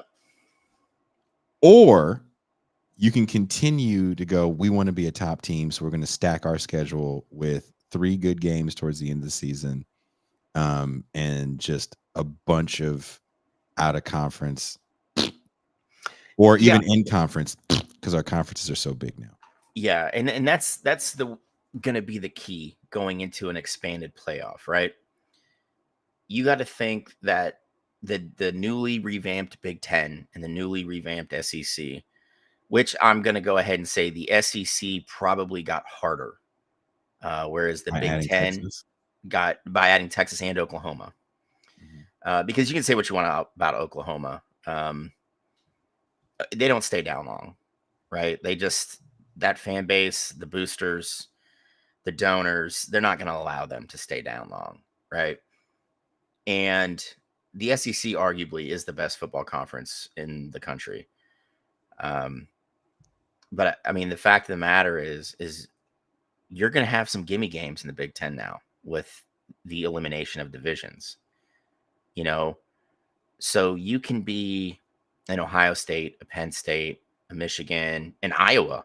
I mean, fuck, you know, and you're going to be at the top. But you know what else the Big Ten also has is Northwestern, Indiana. You know, Illinois is a 6-6 team most years. Occasionally they surprise you, but you know, Rutgers. I mean, Maryland, I think we're going to see a fall back to earth for them. You know, it's just that's the game now. When you play in the SEC, who do you have to look at every fucking week, man? Tennessee, Bama, Georgia, LSU, now Texas, Oklahoma, right? And with the Big Ten and the SEC both kind of saying we're going to play 9-game conference schedules, that leaves you 3 non-conference games, right? And this is just me spitballing here when we're looking at scheduling, because you know they do this like almost 10 years down the road. I think you're going to see a lot of the big name teams kind of get out of big name non-conference games and like look to kind of pad the first 3. Unless they're playing in that week 0 game, because you know it's always a big game, so it's always, you know, 2 decent teams, you know. Just so, I mean, because you don't have to run a gamut the entire season in the expanded playoff. You just have to be in those spots, you know. So I could see that happening. Would I be surprised if a team like Georgia didn't keep some fucking heavyweights as a non-conference team? Yeah, I think teams that can play those type of schedules will play them, because if you can dominate a named team in the first, you know, 2 out of the first 3 weeks, that just is going to help your cause going into your conference play. And then, you know, the committee selection, which again, I hate that we call this a playoff, because in playoffs, a committee doesn't pick the teams. So, you know, there's also 100 and some teams. Yeah. And see, this is every conference champ should get in. Every fucking one of them. How many conferences are there, though? Well, you've got the group of 5 and then the big 4. So there's 9. And then what you can do is say your power 4, the next 3 ranked teams after those 4, because they're going to be in the top 5 anyway, right? In theory. They fill in as wild cards. 12-team playoff. That's fair. I can dig it. Yeah. No, I'm saying that. Still, your wild cards, though, you're not going to have enough spots unless you start doing some crazy. The road to 64. Well, I mean, that's the thing. Like, I love FCS level playoff. 24 teams. You know, I mean, and for all those football purists out there, bowl season's fun to watch as a spectator and for the players. I love bowl season. And when I say spectator, I mean me on my couch. Yep. On December 23rd, watching the Tostitos, or excuse me, that's a big bowl. The WhoGivesAShit.com bowl from Bermuda. Dude, I am the kid that when ESPN had bowl week starting on like December 17th, I would get fired up and I would watch all those bowl games. Oh, dude. I loved it because it's cool for the players, right? But do you think that we're missing it now because there's so many players that's like, I'm not playing in the bowl game? Well, so yeah. You have starters not playing in bowl games. I mean, you don't see that much with the smaller bowls. You know, you just don't, because they're usually like group of 5 teams, maybe like a lower tier power 4, team that got in at 6-6. January Jamboree. Yes, David Rose. Dude, if you don't like bowl season, like there's all these sports pundits, because all sports punditry right now is gambling talk. Yeah, which I hate. It's all gambling talk. It's like, how many wins do you think what's the over under on the Pats wins this year? It's like, I don't care. But I will say this, bowl season, if you are a football fan, bowl season to me is the equivalent of like high school championship games. dude, and it's great because you still have FCS, Division 2 and Division 3 playoff. All of them are televised Yeah, now. and you can sit there. Look, I can watch it here on some very nice people are pirating it and letting you watch it on YouTube, and I can watch most college games on YouTube. And bowl season is like, for me, like you said, it's barbecue or get some good food, have some Yep. people over, and just watch Miami of Ohio play Yeah, play Wyoming. play And Wyoming in yeah, like you said, the whogivesit.com bowl. And but yeah, see, for me, it's ESPN watered it down by expanding because ESPN owns most bowl games. So we're going into a time that I think we're going to have 41 bowl games. That means 82 teams go bowling. That's almost 2/3 of FBS too many teams. teams with losing seasons going to bowl games. It's just we don't need all those. And the thing is, if you pared it down to 20 again, right? Or 25 even. Mhm. You can make the bowl games for like your group of 5 teams or,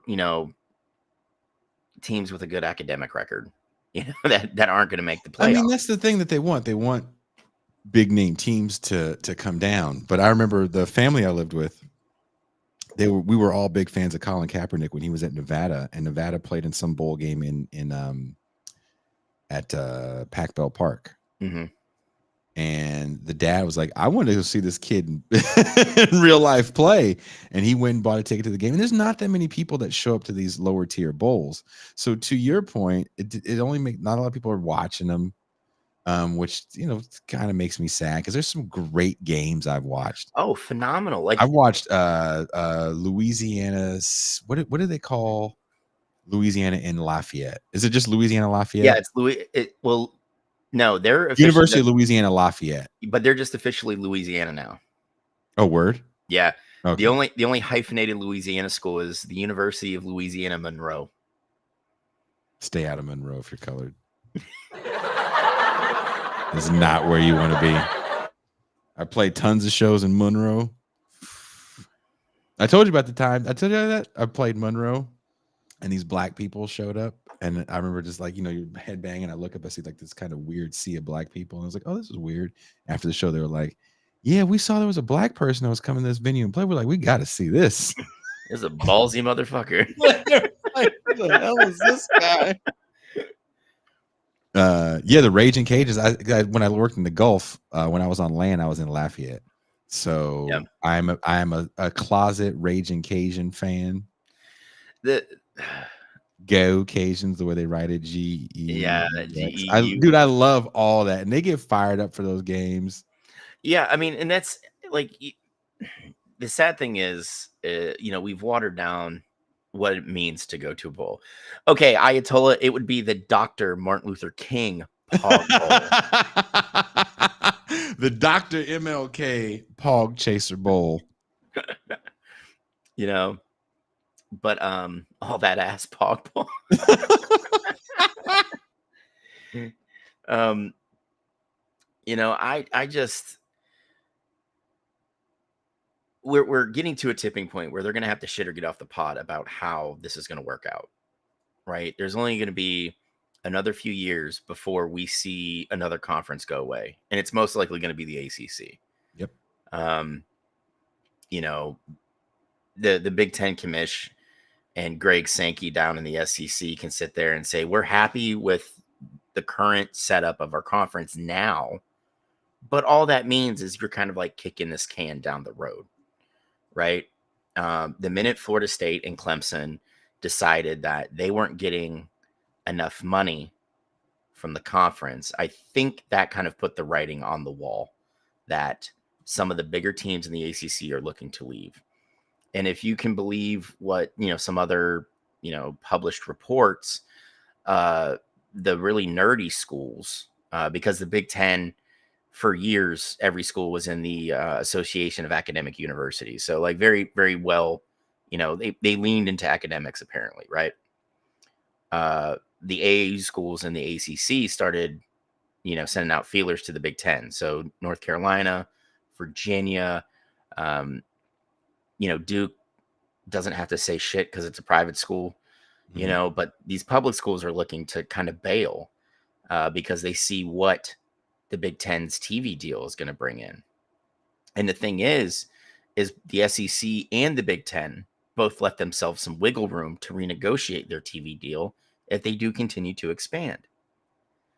So it won't water down shares. They would just expect more money from the networks, So, I mean, if we get down to a big three, right, where we have like the Big Ten and the SEC both at like 22 schools, and maybe the Big 12 at between 18 and 20, they're going to have to, the NCAA head who, his name's Charlie Barker, former general. Of course, they tabbed a military dude to try and unfuck, collegiate athletics. He's going to have to decide whether it's time to make another tier of college football with, the now Big Three. And the Group of Five is something completely different, because I think you're doing a disservice to some of these smaller schools who are trying to keep up with the big boys in the hope that they can move up into the Big Ten, the Big 12, the SEC. And then they almost bankrupt their school doing it, because sports is a loss leader. Yeah.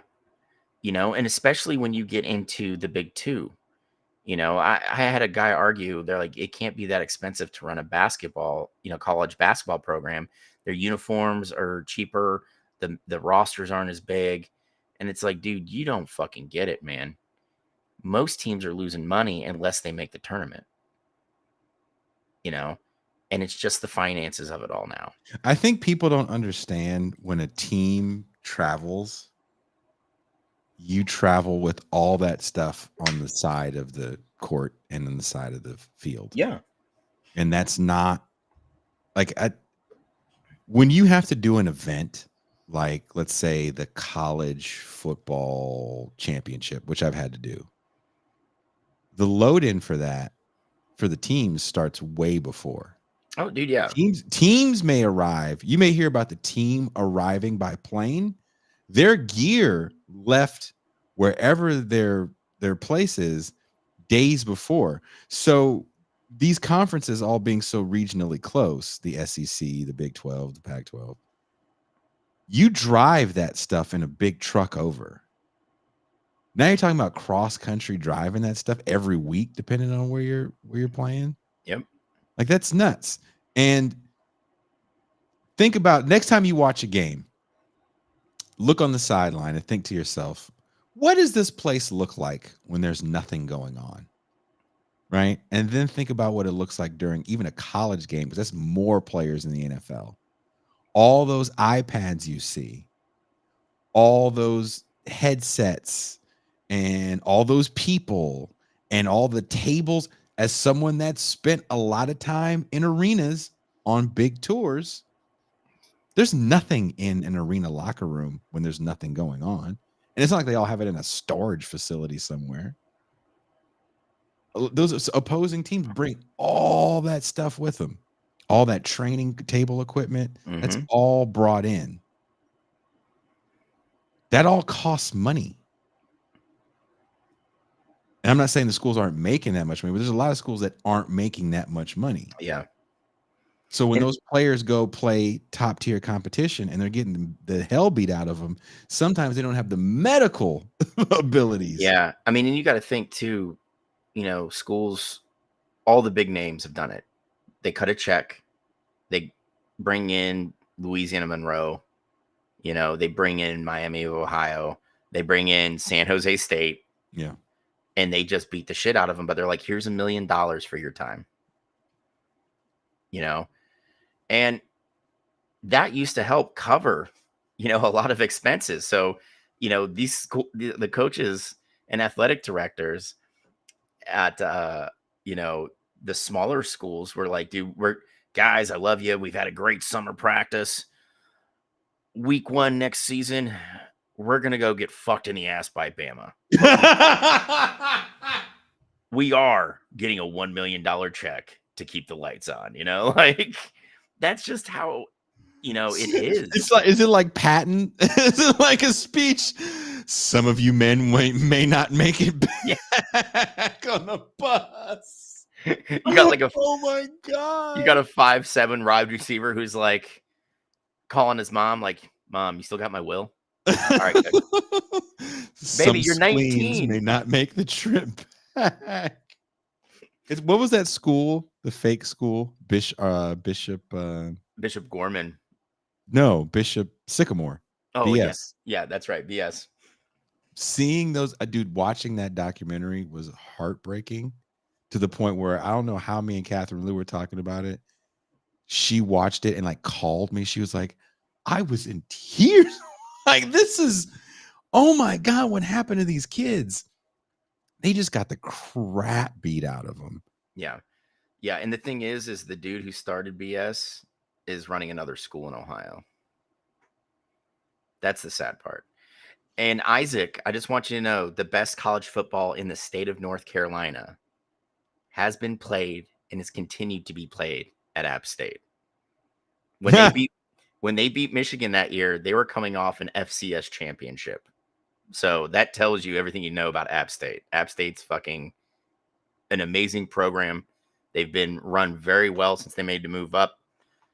They play in one of the most fun conferences if you are interested in branching out in the oh my gosh, Conference USA, the Sun Belt Conference. Sun Belt. Yeah. Dude, when we're talking the group of 5 conferences now, Sun Belt is where it's fucking at, man. It's so I think I told you this story and I'll say it again. When we were in New York for the Sublation launch party, Sublation had set me and pretty much all of us guys up in this hostel that for some reason App State ran. I think one of the people that's a funder of Sublation is alumni there. Okay.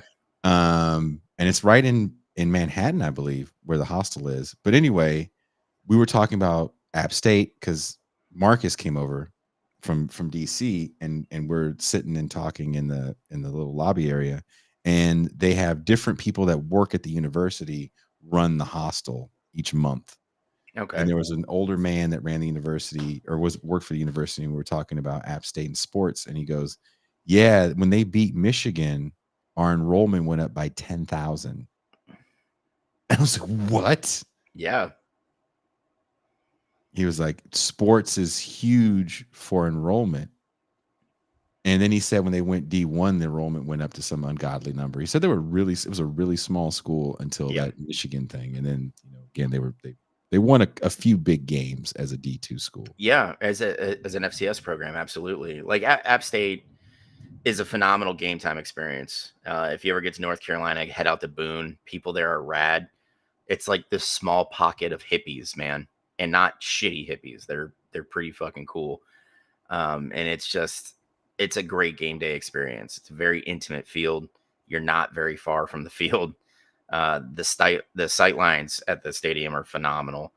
And the students just love their teams there. So like it's a lot of fun.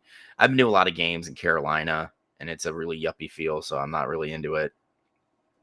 My mother works at Duke, so I got some tickets and got to go to Wallace Wade, which is a pretty cool environment. But like, I'm an Ohio State fan. I want 104,000 screaming idiots. Not 20,000. So that's just how I am, man. But yeah, I mean, I'm all like, I went to a Coastal Carolina game, which was really cool because they have the teal field. I love their story. And oh, dude, yeah, I was, they're still a lot of fun. I can't believe that. I'm kind of bummed Chadwell essentially did a lateral move, moving over to Liberty. I figured just the stink of the Falwells would keep what I thought was a good dude out of there, but Falwell money talks. Yes. But it just, I love college football. Things are going to change, and I think it's good that the old kind of stalwarts of the sport, the people who, piss and moan about players get paid in the form of a scholarship, Oh, go fuck they're yourself. they're dying. And that makes me happy, right? Like, go die, right? Just go to your small racist hole, crawl in it, and have somebody of color kick the dirt on top of you, right? Make it real nice and DEI. Yeah. And I think it's great that we we're seeing this change and that players are being able to kind of dictate things now. Because for years, it was the coach who was the face of the program, right? He was the dude who was hands-on. People like to talk about like Bear Bryant and shit, not realizing that what he was doing at practice would be considered abuse now. Mhm. But now that, we've had this, it's not the poo-poo, Dr. Claw, it's the boo-boo. It's a black show. It's boo-boo. Whole house. But whole house smells like boo-boo. Smell like boo-boo. Raw boo-boo. But with the injection of NIL, players are getting a say, and I love that players can move around with little or no punishment now. Why should a student athlete be held to a higher standard than the fucking coach? Mm-hmm. So Isaac, I'm with you. The sports betting that was going to come with the NIL money. Like, you weren't going to separate the two. That was not going to happen. And the sad thing is I think Jason said it best. All sports punditry now is talking about betting lines. Everything is betting. I cannot watch Sports Center anymore because they have the anchors talking about betting lines. Everything is betting. Everything is the under/over on wins. How long the coach is going to stay there. I don't give a fuck about betting lines because you know what? I don't gamble. Yeah. Right. My vices are booze, and I can't even enjoy that as much anymore. Right. Buying books, and they sit on my shelf for 3 years before I read them. I was hoping it was going to be big booty. I was going to booze, big booties, blunts. Well, I mean, I would say that's more of like a foible because I'm a sucker for a big booty, but I don't pay for it, right? There's no money involved, which is probably why I spend a lot of time by myself now. Ooh. But yeah, like, and it's like nut quick. But the fact of the matter is, it's like, it's a shame that, and we talked about this at great length too, that anytime we have a means of someone making money, and it could be a college athlete getting a big NIL check, right? Or it could be, you finding an interest in painting, like, we have to commodify it, like, right the fuck now. Yeah. And it's a shame that it's come to that, like somebody's already pointed out, it's capitalism. It is. Yeah. It's just, someone was asking the question on a main show about the end of sports. Like, I don't think sports is coming to an end because I think we just like it too much. We're too addicted to it. Well, I mean, what is the two things like that are constantly like present throughout human history? Pussy? Food, sorry, entertainment, and pussy, and naturally, or whatever you like to put your parts in. Mm-hmm. Because here on, pussy. Yeah, we don't kink shame or shame. We just want you to be safe, be consensual, and enjoy yourselves. That's what we want. But like the bread and circus thing is true. Yeah. Sports is a form of entertainment. Like, there's a reason that professional wrestling is signing billion-dollar deals and merging with other companies to form giant conglomerates. It's the circus. College football, the circus. Oh, we love the circus, and we love reporting about it like it's a circus. And there's a problem. The one problem I see, and I said this to Ben Burgess the other day when we were talking about Kamala Harris. And we don't have to talk about that. I've been on all these shows talking about this thing I wrote. Yeah, But and honestly, I can't deal with the nonsense that came out of the VP pick, which I don't exactly disagree with. I thought the couch joke was really funny. JD Vance fucking a couch. Well, he was like, I would love to debate JD Vance if he can get off the couch. That's Right? funny. I thought that was funny. But just the right wing lash, the backlash of it. Like I have to hear it at work. I work amongst a shit ton of conservatives. It's what's crazy about the whole thing to me is like this, and I don't know if you feel the same way. And you can say this to the conservative people at your job, and make them go It's interesting to me that all the pundits made a conversation about something that was never going to happen. And that was the Shapiro pick for vice president. Mm-hmm. And not one person came out and said, we were wrong. We've been wrong for the last 2 weeks, and we were wrong. We misjudged this one. We made a lot of this stuff up. We're probably getting fed BS from other people on Capitol Hill just to throw us off. But regardless, whatever it is, we were wrong. No one says that. Sports punditry is the same way. Yeah, and let's face it, they've been wrong since 2016 politically, and they've been wrong sports punditry wise for almost our entire fucking lifetime. I go back to 2008, right? It's like who would have thunk that the first black president would pick as his vice president the guy that sponsored the bill that locked up all these black people? On its face, it doesn't make a lot of sense. And Joe Biden also said something along the lines of Barack Obama is the first articulate black person to run for president. Fuck you, Shirley Chisholm. Eat a big old dick, Jesse.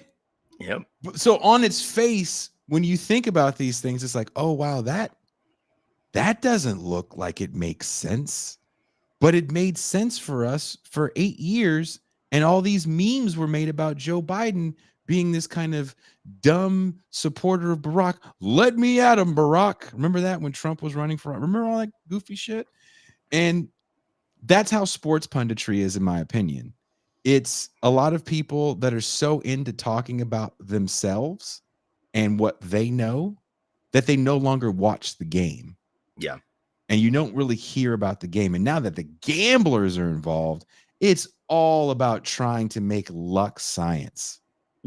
Hold on. Mercutio, fuck you, dude. What did he say? Bernie Sanders voice. Let us be clear. Vance did not fuck a couch. What he did was fuck a glove between the couch cushions. Here in Vermont, it's known as a generous stranger's mitten. What is wrong with you? The generous stranger's mitten?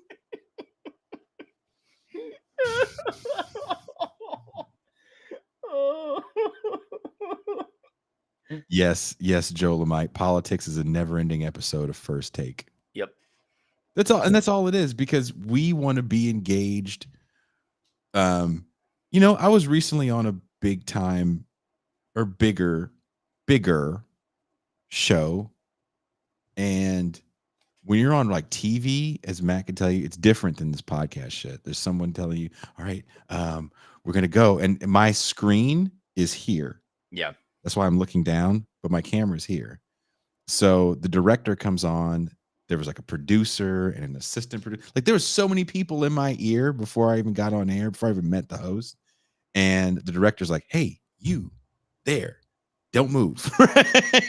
Because I'm looking at my, so Yeah. They weren't prepared for me. I wasn't necessarily prepared for them. I didn't know exactly what I was coming on to talk about. And that's for a political show. Imagine what it is for a sports show. I can just bring out a player and just make stuff up. Yeah. And that's what most of it is. So-and-so is a problem. The word on the street is so-and-so is a problem in the locker room. My sources tell me. Your sources didn't tell you shit. You know who that source is? Sam Darnold. Justin Jefferson keeps playing his hip hop music at an ungodly level. It's just it's I'm getting migraines that lead to nosebleeds now. It's like I don't want to make it clap. I don't want to know what color your rectum is. I Well, and- just want to win football games. Shefty, where is this Pound Town? Would it kill you to play a little Barry Manilow, fellas? Guys, I need some Yanni. Okay, I need the pan flute. That's how I get ready for games. They dumped Gatorade on me for playing Frank Sinatra. How That dare they? dare they? Old Blue Eyes. And then they said, we're doing it our way. Oh, so uncouth. Fucking Sam Darnold. But they do run fast, don't they? I mean, Ayatollah, you're right there. When you talk about Whitlock, Sage Steele, Clay Travis, like we saw this going as far back as when they brought out Rush Limbaugh on ESPN. To me, that was like the Kennedy assassination. That was like I remember where I was. I remember what I was wearing when he made that I thought comment. it was odd, right? And I know you're going to remember this when they put Dennis Miller on Monday night broadcasts. Remember that for 5 minutes? And, you know, when I was a younger moron, I watched Dennis Miller. Mm-hmm. And I was kind of, He was a bit of a Democrat for a while. yeah, I was kind of entranced by how he spoke. He had a very extensive vocabulary. And then as I got older, I realized that's where it stopped, right? It's like he read a dictionary, used all the words in it, and said absolutely nothing. Yeah. Right. And I was like, you really can't get worse than this. And then they pushed out Rush Limbaugh, who's had no connection to sport whatsoever, into that seat, knowing goddamn well what he was going to say. You knew the shit he said about Donovan McNabb was going to come out eventually. And I told, yeah, I can see Sam Darnold listening to Pat Boone or Ted Nugent, right? But you knew that Limbaugh was going to get back to that shit. And ESPN, Disney put him out there anyway. And He was gone within the first episode. Yeah. You know, but like if you know it's coming, why put him out? The first episode, you see Tom Jackson go, what? Because Rush Limbaugh goes, the only reason why we're talking about Donovan McNabb is because he's black. I'm like, no, I think he's actually been a very good quarterback. He got drafted high because Philadelphia was not a good team. Yeah. And he carried them. I mean, let's face it, he carried his team throughout his time in fucking Syracuse. You know, like he showed you can put a lot on his shoulders. And I mean, granted, he didn't have the greatest last few years, but that's what happens when you like put your body out there for however many years. Mercutio fucking stopped, dude.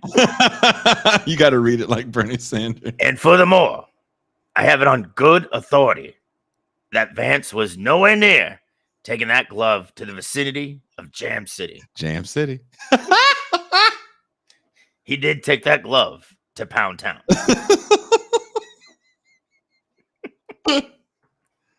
Like Rush Limbaugh, somebody said that today he wouldn't have been fired. I agree, because that's the way we like our sports. We like controversy. We like Skip Bayless yelling at a black person, telling them they weren't that good at sports. Yeah, and let's face it, I have the same opinion of Skip Bayless as I have of Stephen A. Smith. Fair. Bayless hasn't been a real sports journalist since he broke the SMU scandal in Dallas in the 80s. He's done fucking all. He had a radio show after that in Dallas, and then he went syndicated all over Texas, and then the United States, and then ESPN fucking brought him in, right? Stephen A. Smith, when they allowed him to start covering boxing and calling fights, and he was fucking lost. He's a basketball guy. Dude, and even now, I wouldn't say he's a basketball guy. He's another dude who used to be a phenomenal sports journalist. He was an insider. That was his whole You thing. know? He was an insider. And he was also phenomenal. Like he covered New York sports, high school, college, pro, 80s and the early 90s. And then he kind of took on that insider shit. And it's like, dude, stop calling yourself a fucking journalist. You're a talking head at this point. You know, I should never see another written word by either of those two morons, right? On any website. They don't write well anymore. You know, it's just absolute drivel. Or if you're going to put it out, you need to put it out as an editorial. You don't put it out as an actual piece of journalism. Like, who do you think is giving these guys word on the street anymore? Like, seriously, Honestly, they're just too big. Yeah, honestly, it's going to be like extended family members who like went to LeBron and asked for some money, and LeBron's like, "Man, get the fuck out of here!" And then he went crying to Stephen A. You know, like LeBron got syphilis. That's why his beard's getting all gray. You don't think that's I said it's syphilis. Syphilis having ass nigga. Report that. You know what I'm going to report? My favorite gymnast. We had the hardest time trying to figure out this woman's name, and now she's just a mainstay on the show. I found this video. I sent it to Macadocious. Is it on the screen, Mac? Good God. Is it on the screen? Yes. Now, what's crazy is I think she's probably like 5 feet, if that. So it looks bigger on camera, which is what I always say. Because I nut quick. But Jason, Coach Look says, did I hallucinate the AAV video? No. And I do what someone said I need to show this video to you too, Mac, the AAVE. Do you know what AAVE is, Mac? I have no idea what it is. African American Vernacular English. What the fuck? Is this a thing? That's a thing? Oh, it's a big time thing. To who? Well, not to me, but it makes me very angry. And I yelled for about an hour and a half last night playing a video of a white man explaining a linguist explaining African American vernacular English and saying that black people actually have a more sophisticated way to speak, and every tense and term he used was incorrect. Let's just stick to the funny shit tonight. I'm not. I can't do it. Okay. And I'm suddenly feeling horrible because I know this young lady's in her early 20s, and I'm like, 24. She's caked up. Just so much. Is this the video? I think this is the video where they say that, was this the one I sent you where they told her she was too fat? Yeah. Oh my God, that broke my heart. And I was like, oh, you cakey ass woman. Feeling for competition? Caitlin Ohashi is a phenomenal gymnast, and her routines are pure joy to watch. But alongside her incredible talent, there's been some chatter online about what she wears in competitions. Some folks think these leotards are a bit too revealing for a sport. They argue that they don't offer enough coverage and might be distracting for both the gymnast and the audience. Okay, so what do you think? Are Caitlin Ohashi's leotards too revealing? I would love to know your thoughts on this one. Sorry, there. Okay, we have a clip like this, but then we have the ridiculous scuttlebutt coming from the Olympics, where grown-ass white men are getting on the internet and bitching that some beach volleyball players opted to wear an Olympic version of Lululemon like pants. The Muslims, right? No, it wasn't just the Muslims. It wasn't just the Muslims? No. Oh, other people wanted to wear them too? I don't blame them. I don't either. It's not much of a uniform if it barely covers your ass cheeks and your nips. I can understand why some women would prefer not to play in that. Sure. So much sand in your hoo-ha. Just, yeah, sand's disgusting. Sand in my shoes is frustrating. Sand in the crack of my ass would really piss me the fuck off. Yeah. And I'm just like, dude, you guys, like I said, we get this. The leotards are too revealing, but these women aren't wearing lingerie to play beach volleyball anymore. I'm trying to masturbate here to the Olympics and I can't.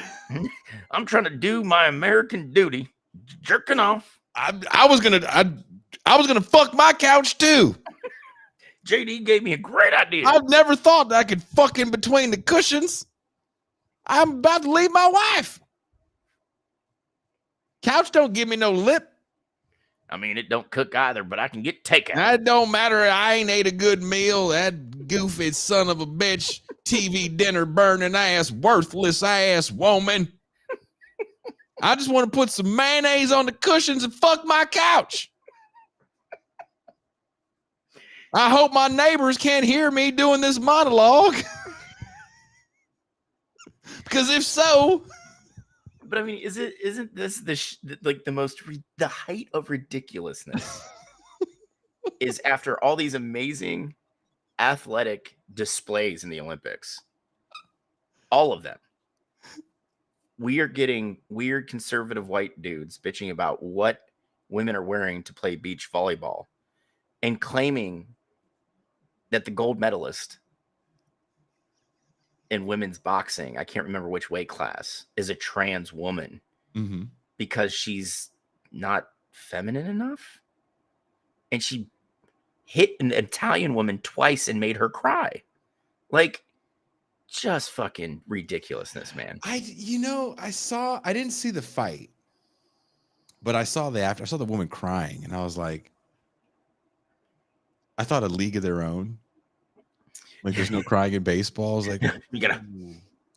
yeah. Are you crying? No. Are you crying? No. There's no crying in baseball. When I was in the minors, what was it? Yeah, that's what My parents came to see me play ball, and my manager, and you know what he told me? There's no crying in baseball. There's no crying in baseball. Jimmy, let me give you a good word of thumb. You treat these women the way you treat your mother. You look like a penis in a little hat.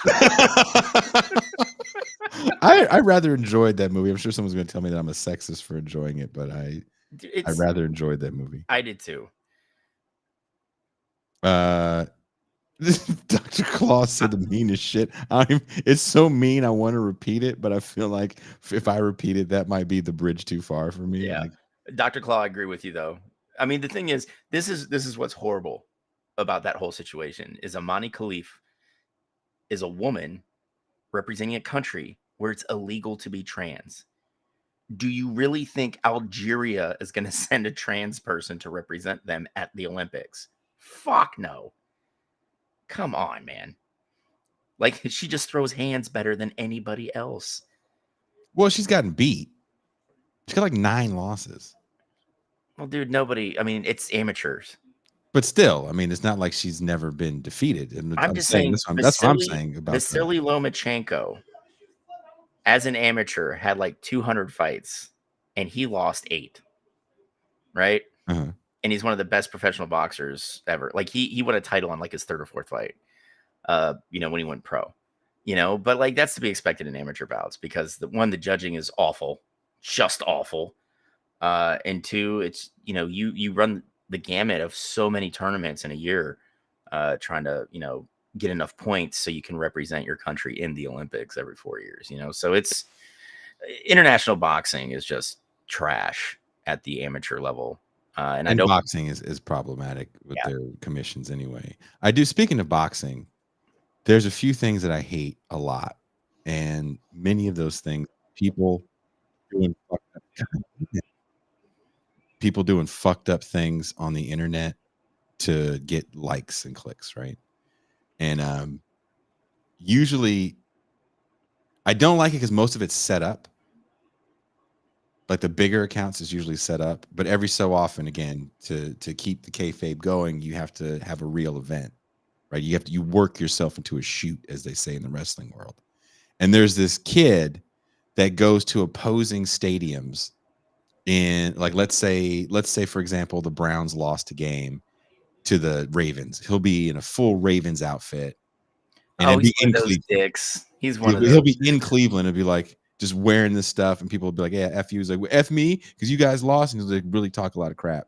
So he's wearing a Rangers outfit, and the Rangers beat, I can't remember what team did the Rangers beat.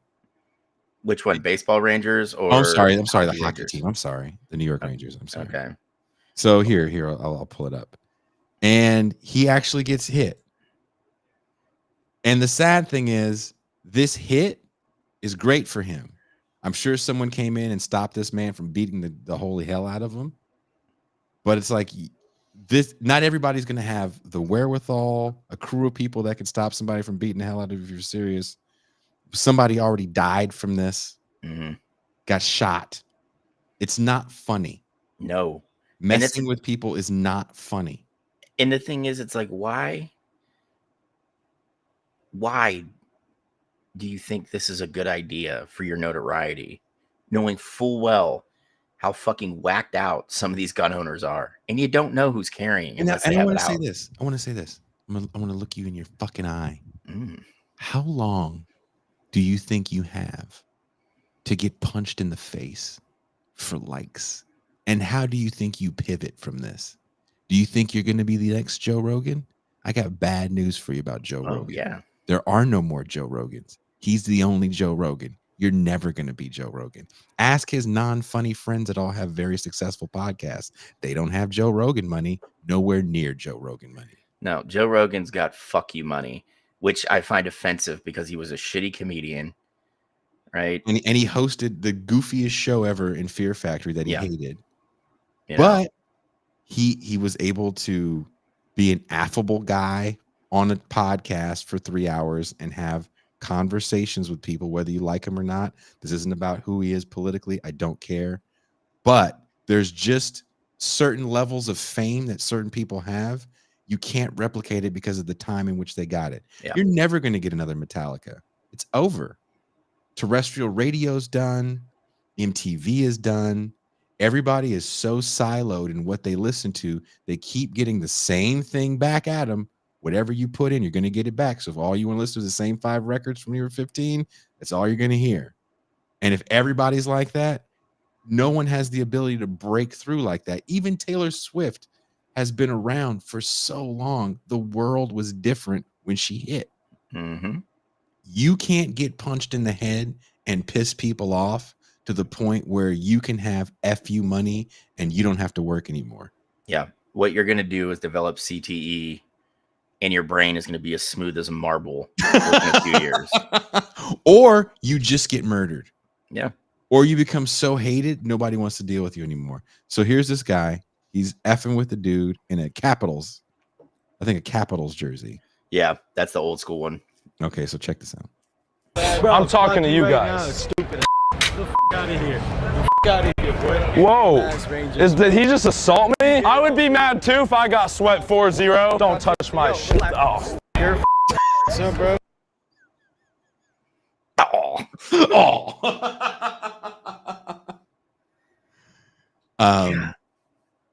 Most people don't attack this asshole. And I think a lot of the stuff he does is set up. And maybe he took a punch from a friend. I don't know. But what I do know is if you think it's real, if you think there's not safety measures that these jerk-offs try to have, and I say safety in finger quotation, you're sadly mistaken. But this is the thing. This wouldn't annoy people. It's the easiest way. I read a great article in the LA Times. You know what it said, Mac? Hollywood is cutting their budgets on reality television because there's legacy reality television. So we don't need to make new reality shows anymore like they did before. And reality television was already a union-busting, cheap programming. Yep. You didn't need union writers. You didn't have union editors. You didn't need union crews. And you definitely didn't need SAG actors. Nope. Or not SAG. Yeah, SAG. Yeah, SAG after. So even that world is going the way of the dodo. Because people don't dig it the way they dug it before. It's like, look, we got our legacies. And back to the whole, I just get my same housewife shows thrown at me. 90 Day Fiance. I go to sleep with my 90-day fiance. I don't need anything new. I'm not and it's all going to be the same show anyway. Yeah. So maybe these cats think there's an avenue opening up for them, but it's like, but where is that avenue? You can't act. You don't have to hit a mark when you're doing this. Yeah. I'll tell you right now, if this particular gentleman caught me on the wrong day, I'm shooting him in the foot. The bone's hard enough to keep the round from bouncing back up and potentially hitting someone else. It's going to hurt a lot. You're not going to bleed much. And it's going to be a permanent reminder to not be an idiot. Because you know what takes a long time to heal when you get shot in it? Your foot. Mm. You know?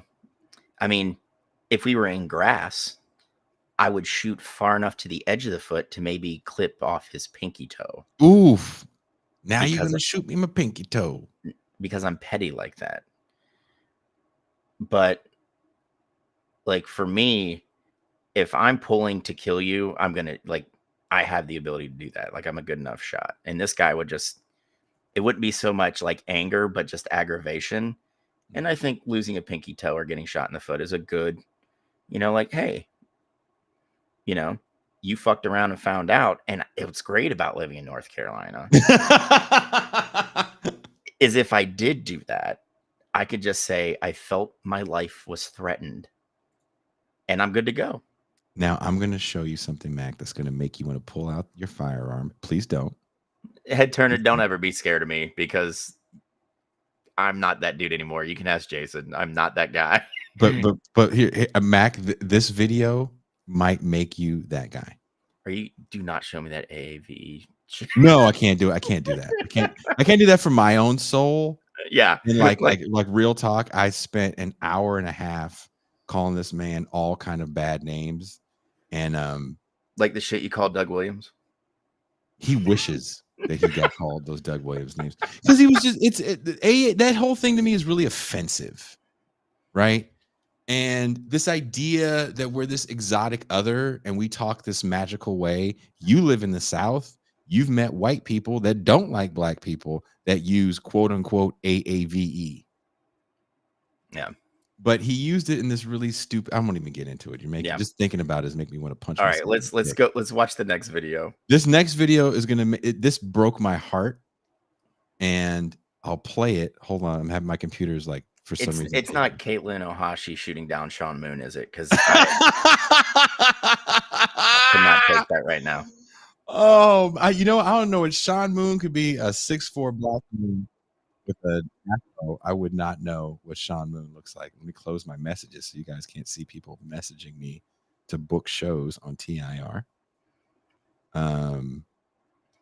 But here, I want to show you this. I saw this on Twitter. I was on the Twitters earlier today.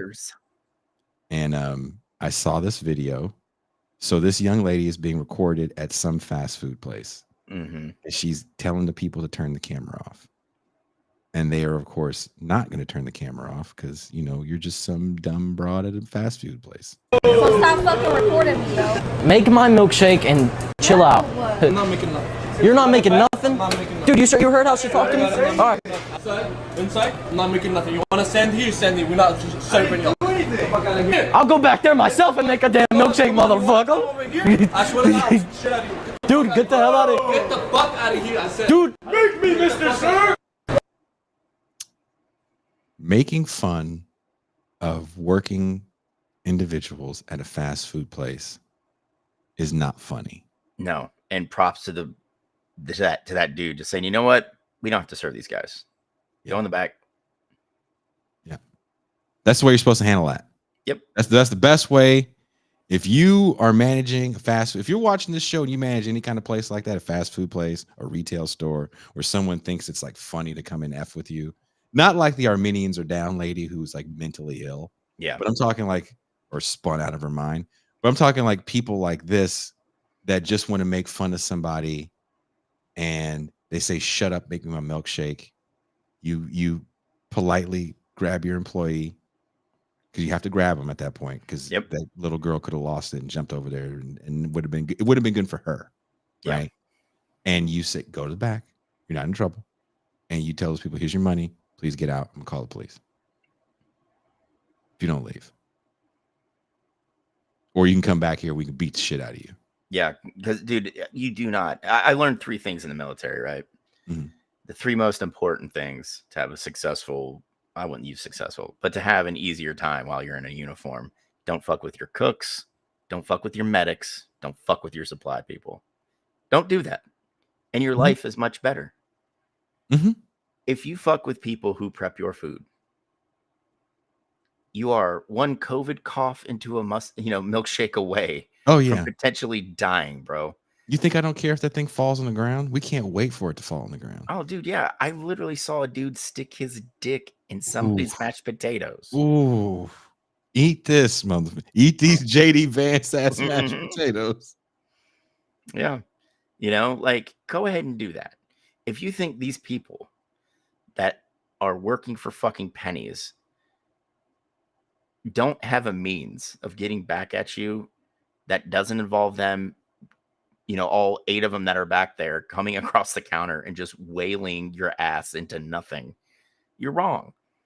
I mean, when I was at Father Jonathan's, I saw someone, we had this just 2 or 3 times a week they'd order from us.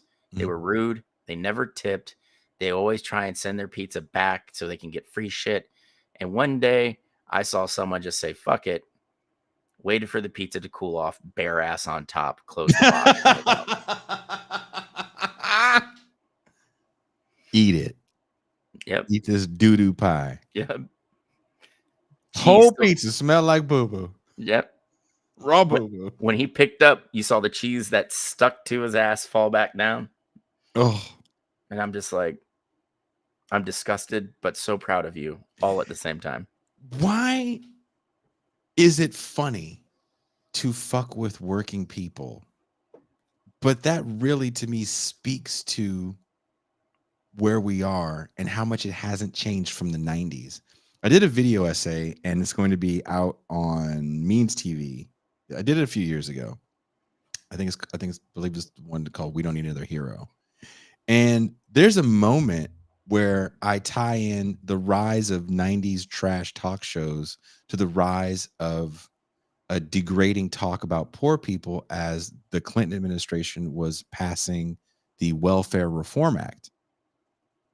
It was very comfortable for Americans to look at poverty as self-induced, right?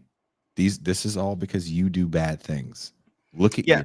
I watch Jerry Springer. I know what you guys do. Yeah, and not to interrupt you, but what kills me is this is at the time when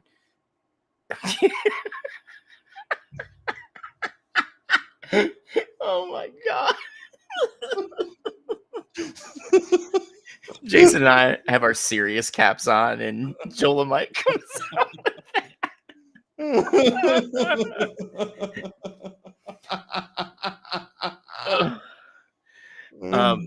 So, this is the time where we're seeing the full effects of deindustrialization and the effects of NAFTA. And I remember growing up, and seeing people like, oh, you did this to yourself. No, the mill I worked at closed, and now I have no job. Yes. And the sad thing is we're seeing this fucking spin out of control now, to where not only did we do it to ourselves, Jason, but now we should be punished that there is a complete lack. And your punishment is fodder for the internet. Yep. Because everything is a commodity, even punishing the poor. We saw it years ago with bum fights, but that was like you had to buy videos. Yeah.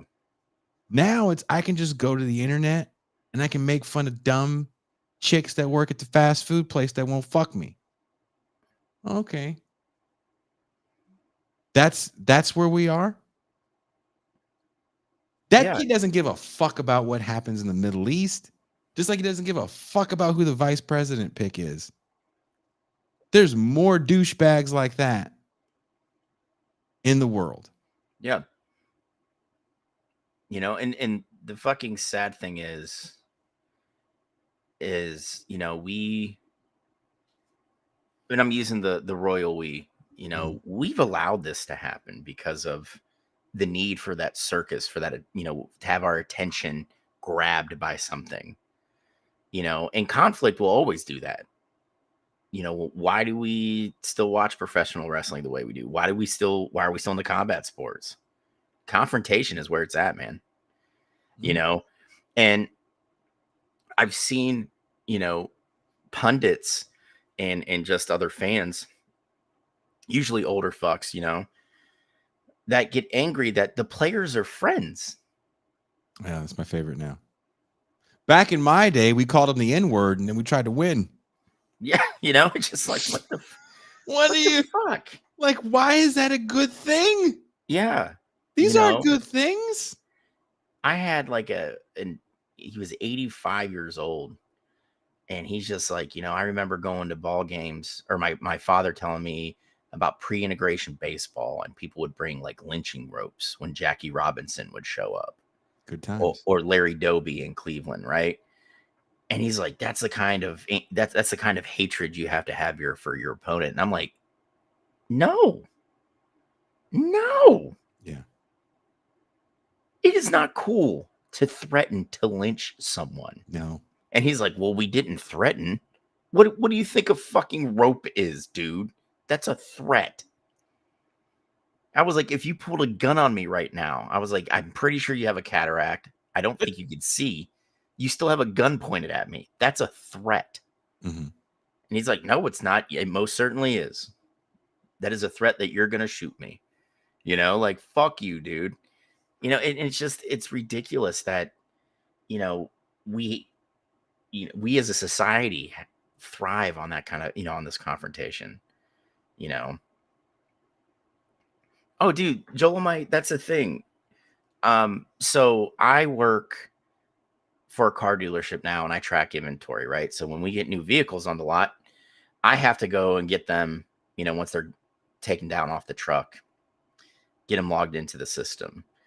The truckers that bring our vehicles are union, right? The people that make the cars are union. And one of the truckers was we were sitting there talking, and my manager was there, and she said that we're getting ready to go on strike because they want to continue to cut positions and cut pay and benefits. And I was like, you know what, if there's any way I could, you know, kick in a couple bucks to the war chest, you know, if you've got a place around North Carolina, I can bring up, you know, food and water, get some donations together. And my manager looked at me and like, see, this is the problem with unions. And I was like, what? Workers are able to better protect themselves from the predations of management and ownership? And he's like, well, do you think we're predators? And I said, yes. I was like, you make salespeople work for commission. Mm-hmm. In times of, you know, economic downturn. How many cars are you selling? They're not making any money. Mm-mm. I was like, I get paid an hourly wage, and it's not good. Mm-hmm. You know, like, you know, I was like, I wasn't brought up in the good old boy club you were. And that's essentially how my manager got his job. You know, but workers are not prepped for striking. And the thing is, ownership and management know that because they've kept our wages so low. And because of the way things are, we're all deep in debt just to survive, you know, and that's what they want. That is what they want. You know, and that's the sad part, is that we have had our entire economic system co-opted. We've had our entire national leadership co-opted by a few people. I mean, it's more than just 2 or 3, but when we look at the larger population, it's a very small group that has everything revolving around them. They're fine. They got theirs. And they'll continue to get theirs by shortchanging the people that actually deliver the services, create the products that they reap the profit off of. You know, and it's ridiculous. You know, it's mind-boggling to me that conservatives and Democrats, let's not miss their part in this, have used American media as propaganda to tell people that unions are bad. Yes. You know, and when I was at Father Jonathan's trying to organize, you know, we had people, you know, workers that were like, well, what does a union do? And I said, if I came up to you and poked you with one finger, how much damage can I do? And he's like, well, if you poked me in the eye, I was like, dude, just if I poked you in the face. He's like, well, it's not going to do much. I was like, but if I get 5 of them together and I ball them up and I punch you, how much damage can I do? And he was like, well, you can knock me out. I'm like, that's what a union does. You know, we're better off together than we are apart, you know. But to fix that line of thinking, Jason, you also have to think we have to defeat this Ayn Randian strain that is so common in the United States, where if we take care of ourselves, everything will be fine. And that's not how things work in a community, you know. And I know every union's not full of saints. I'm well aware of this. We're all adults here. But even if, you know, you meet a bunch of fucking, you know, people who maybe don't agree with you politically, or you get along with, but if you can align yourselves with like-minded people who are going to help other workers organize, and you have to be in one organization with them as you organize, that's okay too. You know, it's, you know, we have to start looking at the we rather than the I. You know what, Timothy? I am big and tough. But you know, that's going to be the tough part is beating that Randian strain of thought that's connected to the American dream. And, you know, I think George Carlin said it best. He wasn't a perfect man by any stretch of the imagination, but I think that dude probably represented workers better than most people from the 70s into the 90s, when he said, you know, the American dream is a dream because you have to be asleep to believe in it. You know, Jason, you already mentioned, like, we're not gonna get another Joe Rogan. No. You know, the days of us buying a house and having 2 cars, that dream's over too. You know, we have to find a means to claw things back. And I wish I had answers on how to do that. You know, practical ones. Because I can say, you know, Jason, we talked about this at length too, when you know, of all people, Jimmy Dore and his ilk, you know, his part of the internet was calling for just a general strike. Everybody gets off the job and walks off. Well, if they miss a day of work, how are they going to keep the power on? How are they going to put food on their table? You can't just get up and, like, people don't have that ability right now. A lot of people don't. That's why you also can't organize unions, because a lot of people don't have the power to risk losing a job over going to a meeting. Yeah. And, you know, that's what I think is fucking absolutely nuts, in that, you know, what Biden's going to walk away from this. Mm-hmm. Okay. Being known as one of the most labor-friendly presidents, and talk about how the NLRB did some extra work during his term. And they did. Railroad strike. Yeah. Yeah. That's what I would say if someone said that to me. Yep. I'm like, that's not true. And let's face it, you had the railroad strike when truckers were refusing to go into Florida to deliver food. And, you know, Florida had issues with getting food into grocery stores and other things. He pressured the company to ensure that food started rolling in there. You know, it's just like, we know what we have to do, but do we have the ability to do so? You know, I just, it's going to be rough. You see what punk ass Ben Bird just wrote? Hey, if TIR called a general strike, we'd have Medicare for all by now. Goddamn right, Ben Burgess. Goddamn right. It's the American dream in my opinion, is no longer the dream of growing old in a piece of property with family around you and holding the hand of a loved one until your dying day. The fantasy, right? That remember that Disney movie Up? Yes. And a good friend of mine works at Pixar, and we were on tour, and I saw Up in the theater in Alabama, and I called him. I was like, "This is the greatest 15 minutes of cinema I've ever seen, and I'm mad at you for making me cry this hard in a movie theater full of rednecks in Alabama." But in that beginning of the movie, You know what movie did that to me recently? Coco. The very end. Fucking killed me, dude. really, And my son of all those movies, it was Coco.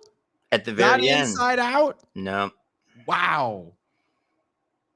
Okay. When the little kid's sitting there talking to Coco, and he put 2 and 2 together, and he sings her the song, and she, starts remembering. Mm-hmm. I was just sitting there like a big weepy baby, and my son heckled me mercilessly for the next week. Just made fun of me, and I'm like, dude, fuck you, man.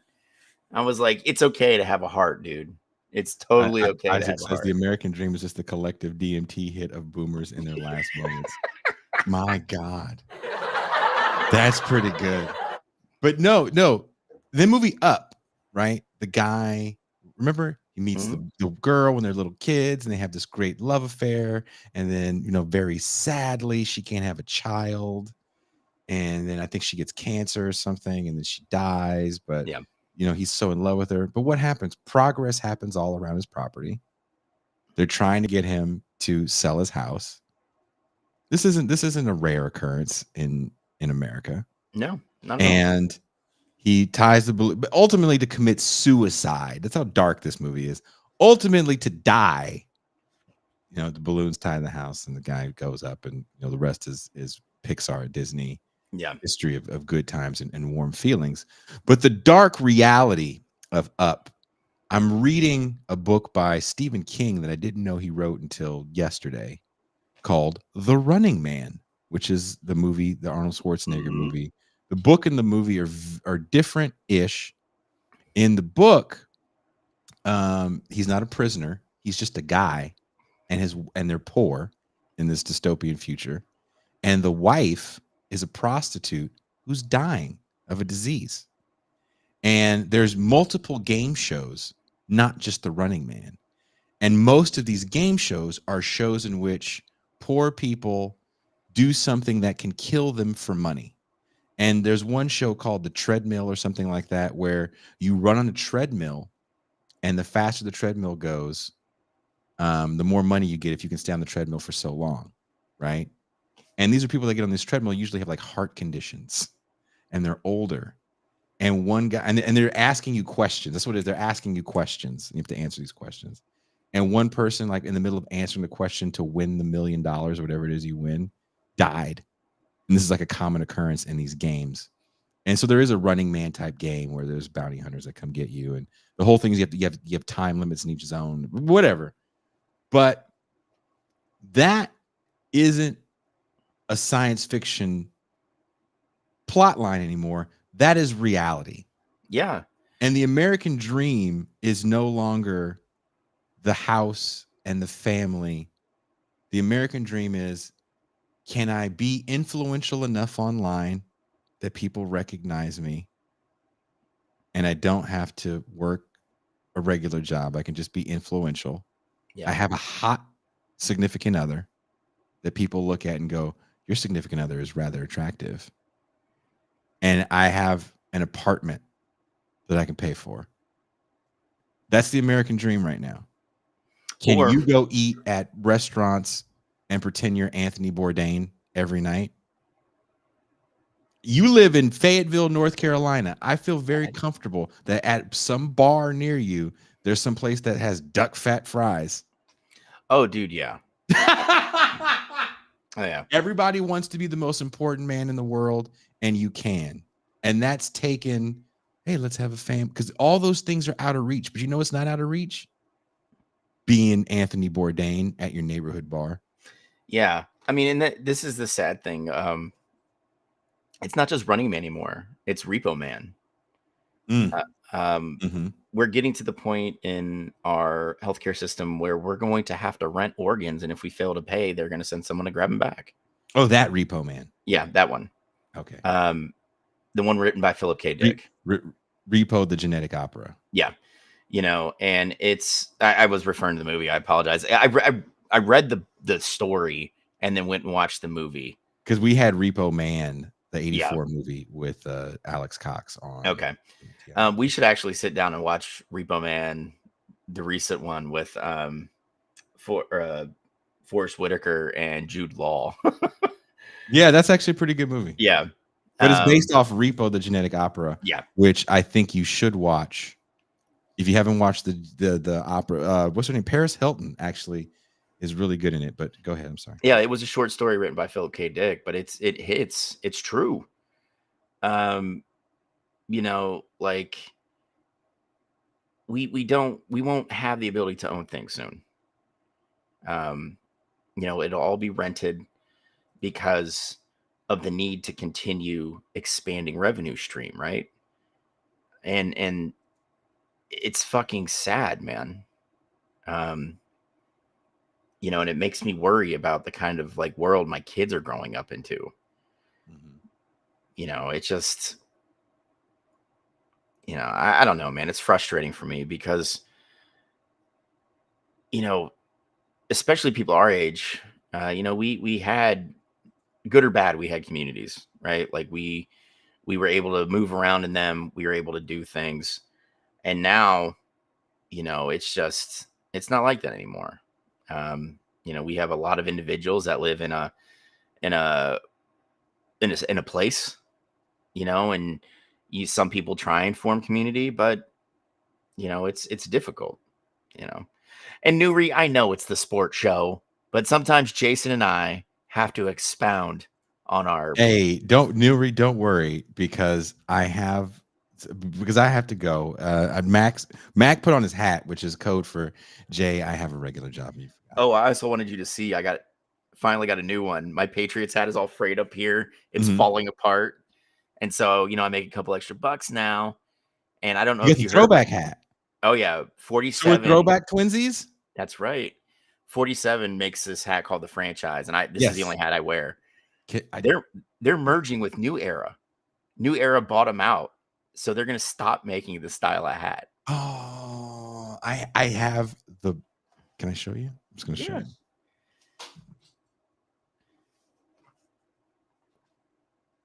Watch it be just a hat with a giant like cock and balls on it.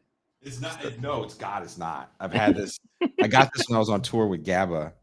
I think we did a show in Denver, and I think we got to be in a mall or something. So I got the Broncos. Oh yeah. Throwback hat. I've had this for what did that tour in 2009, 2010. So I don't know, whatever many years that is, 14 years. I only work out in this hat, but I collect Bronco hats, and living somewhere where it's Bronco friendly has been the most one. I have to take the good with the bad. I'm surrounded by nothing but Dodgers fans, but I can get Bronco stuff. Well, I mean, it's Los Dodgers. Remember Los Dodgers for the. There's a bar we all go to. Hold on, Ayatollah. My first Patriots quarterback was Scott Zolak. Oof. Okay, so not even Tony Eason.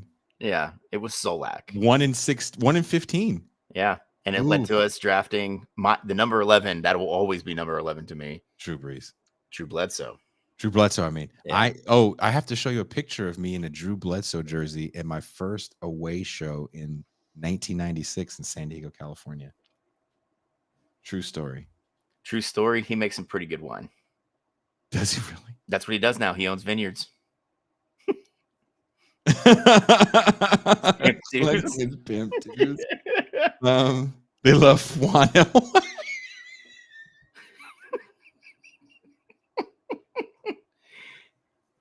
I don't know why. There's also a good amount of Pat stuff. So when you come down here, there is Pat stuff. But Whoa, head turner. I know. I'm old. I get it. You God see the damn gray it, you're here. old. You see the gray here. I still carry myself well though. There's two videos I want to show you, and this is one of them. I saw this again. I was doing some work and I was waiting for videos to upload. Are they in an RV? They're in. I think they're in a big rig. Okay. It's one man. It's one man in a big rig. This is the greatest car accident I've ever seen in my life. Oh God. Check it out.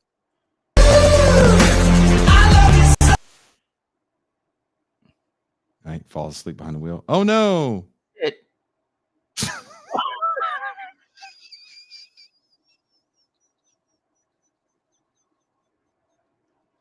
What? What was that? Just just two people trying to making your way in the world today. Takes everything you got. Naked woman comes out of your car, falls on your cock. Wouldn't you like to get away? That dude rolled his fucking truck, had his old lady pop out of the back. He was like, I need a beer right now. I fucking need a beer right now. What? I saw that and I was like, did the ladies just fall out of the back butt ass naked? Listen, those long hours on the road, don't spend it by yourself. Newman says this the fuck truck.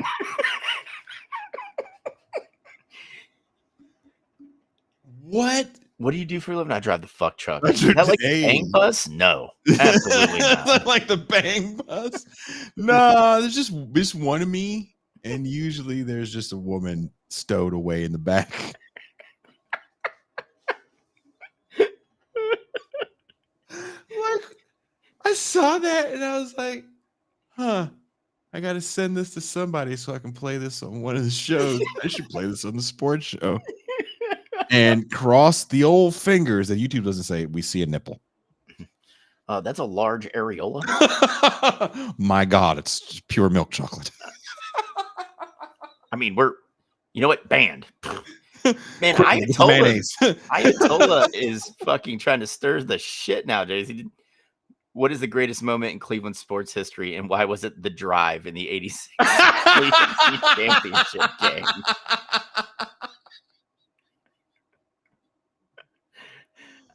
That's a lot lizard who got promoted. Ouch! Because I nut quick. Jolemite, she looked like a nice lady. I don't know what sadly, Jolemite, that was my first thought because I'm a piece of shit. And then I've watched it 4 more times and then 12 more times. And I was like, I think that's just, I hope that, I don't know what it was, but whatever happened, that maybe that guy did need trucker speed. Yep. Because that truck, that's a big rig. She flew like she's in the air. Like she was fucking Supergirl. She was in the air. That's got to be terrible. Have you ever? And this. So when I was a young person in my teens, we had one friend. I'm the godfather to this man's son. And you're going to tell this story. And we were all pretty stupid. Well, yeah. Naturally. In that way that's like, hey, what's the dumbest thing we can do that'll get us this close to death? Yeah. And there was 2 things that me and this is my best friend in the world. One of the things was we would take, he had his mom and stepdad had lived across the street from me, and they had cars. And I won't get into all of it because there's so many stories I could tell about this dude in cars and us fucking up. But I think his stepdad had a van. So imagine, and so I went to a different school than where I lived. So my friends were all in a different city. And this is my best friend that lives across the street. And so it's like, hey, and he's like a year older than me. So we're all like 16, 17 years old. I'm like, hey, let's go pick up the fellas from Albany where I went to school and let's go somewhere. So we picked up the fellas. There's probably about 6 of us in the car. Some people that we had met. You know, when you're young, you meet someone at the mall and you're like, we're best friends now. You want to get a place together? Yeah, you're planning your college plans on this person you just met at the Orange Julius and shit like that, right? Dude, I love smoothies, bro. Dude, who doesn't love smoothies? Let's go to Taco Bell and talk shit. That's how, all my friends from young. You're probably the same way. Everyone watching, I hope you're the same way. We're all in his stepdad's van. I hope he's watching. I hope his mother isn't watching. I found out sometimes she watches. I hope. Oh God, Bob, if you're watching this didn't happen. These aren't the droids you're looking for. No. This is all hypothetical. Hypothetically. Allegedly, this happened. So when you're young, you don't know how to drive, so you just drive fast. Mm-hmm. Am I lying? No, you're right. And that's what we did. We just drove fast, and my buddy just drove all the time. Jay, let's go. Are you gonna drive fast? Like it was like Ricky Bobby. Like we don't have to drive that fast because it's like 4 blocks down the way. Yeah, Jason's got the windows down in his Chrysler Pacifica. If you went first, you're last. We were trying to race for pinks on the I-80. We were lost. This is the 90s. No one has a cell phone. No one has a map. No one knows where the fuck we are. And we would drive to get lost. Again, I don't know if you did stuff like this as a young person growing up in Ohio. Dude, yeah. And the thing is, you'd end up in like some fucking podunk town, you know, and somebody have a party and just pull up and they're like, who the fuck are you? You know, like, dude, it looks like fun over there. Yeah. Like that's you would just go, you try to find fun. Yep. Hey, I think there's fun and trouble over here. Let's go where fun and trouble is. He was in the van and was just flooring it on a residential street. Oh. And I think we were in Pinole, California. And I remember us hitting a hill that was kind of blind. So we didn't see the stop sign. Oh. And so he hit the brakes. And I remember seeing our good friend Ray just fly up front from the back of the car. Like he flew like that, like the naked woman. And we all watched him. We watched Ray fly because we were like seatbelts, Schmeatfelts. Yeah. Ray flew into the center console and his head hit the center console on top of it. And my buddy, who's terrified, all he could do was look down and put his arm around Ray and said, fuck it. And he just floored it and we just kept going. Right. I mean, you're already there, Ray. What do you got to bitch about? Like, you do. And I tell these stories to my children who are so lame. I love my kids, but they never do goofy shit. You know what, though? I appreciate that because I was such a shithead as a kid. Right? You know, it makes my life immensely easier. You know, it's like tell these you have a daughter who's 14. 15. She's about to hit an age where she's 15. Sorry, Paw. She's about to do this goofy shit too. I tell this. I thought, look, you can't do worse than me, but I just want you to know what I've done, and I want you to look in my eyes as I tell you these stories because I shouldn't be here. Just dumb shit. Yeah. The dumb shit you do. I did driving fast and then I joined the military. It doesn't get much dumber than that. You doubled down on it. You're like, I can do this in a Hummer with a gun? Woo! Woohoo! Like, I live off of stupid. What's the dumbest thing I could do? Ever thought about joining the military? What? I can just Mac. To your point, what did that guy do when he turned 18? No fucking way, did he? Yeah. I hope Kosovo. He was in Kosovo. Oh God. Yeah. And another Balkans vet. That poor fucking dude. Oh, yeah, I won't. Again, he's not here to tell the stories himself. He can tell it better than me. People don't realize the Balkans now is a lot different than what it was when you and me were growing up. It's like, oh, you went to the Balkans? Like, and they think like Slovenia or Croatia, like that's a big tourist hotspot now because of Game of Thrones. Mac, it took him 2 years to finally tell me what he saw there. Yeah. I was like, I went there and it was all ethnic cleansing. That's what he saw. It's just, it's horrible. Yeah. That was his first day. I was like, hey, welcome to the service. Yeah, so let's not end on a downer. Let's get that naked woman flying into the windshield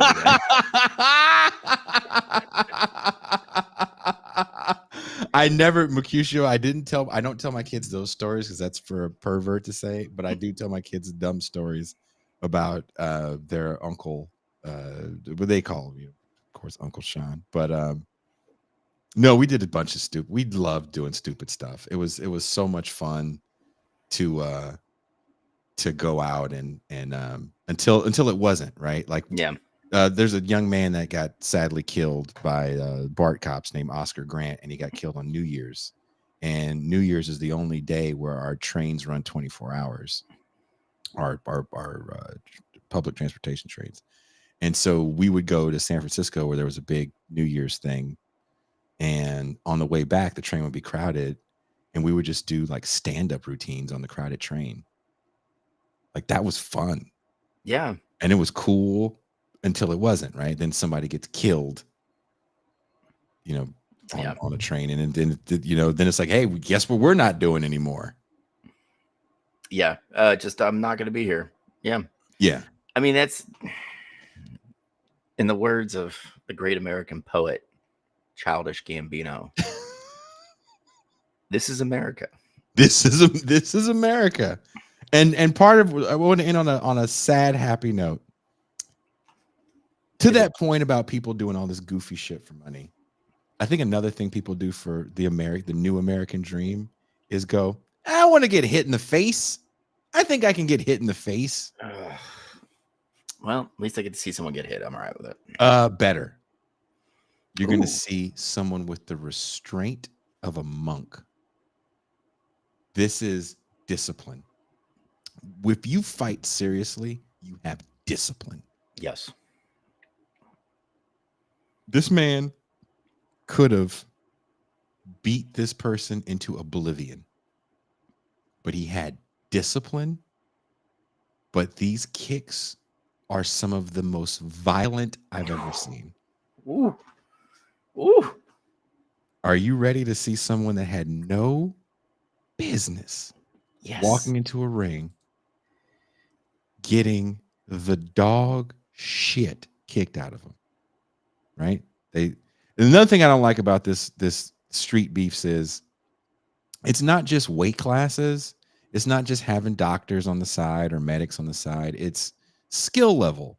Yeah. And you guys know better than to have a person that actually knows how to fight against some dude that got one lucky punch in a bar brawl in Fayetteville in this ring with this man. You know better than that. But, oh well.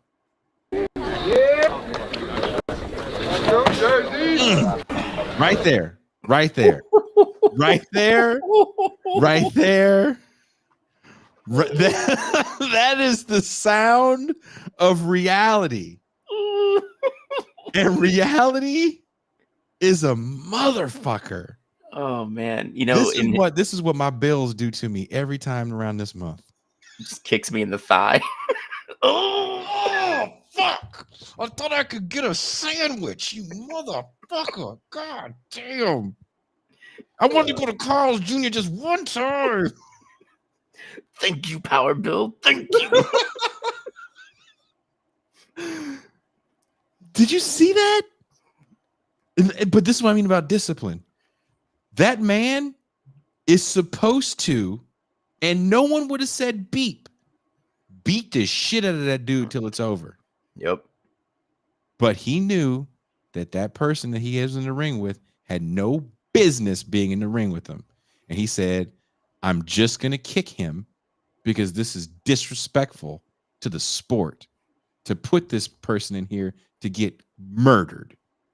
That being said, watch this next kick. Oh, man.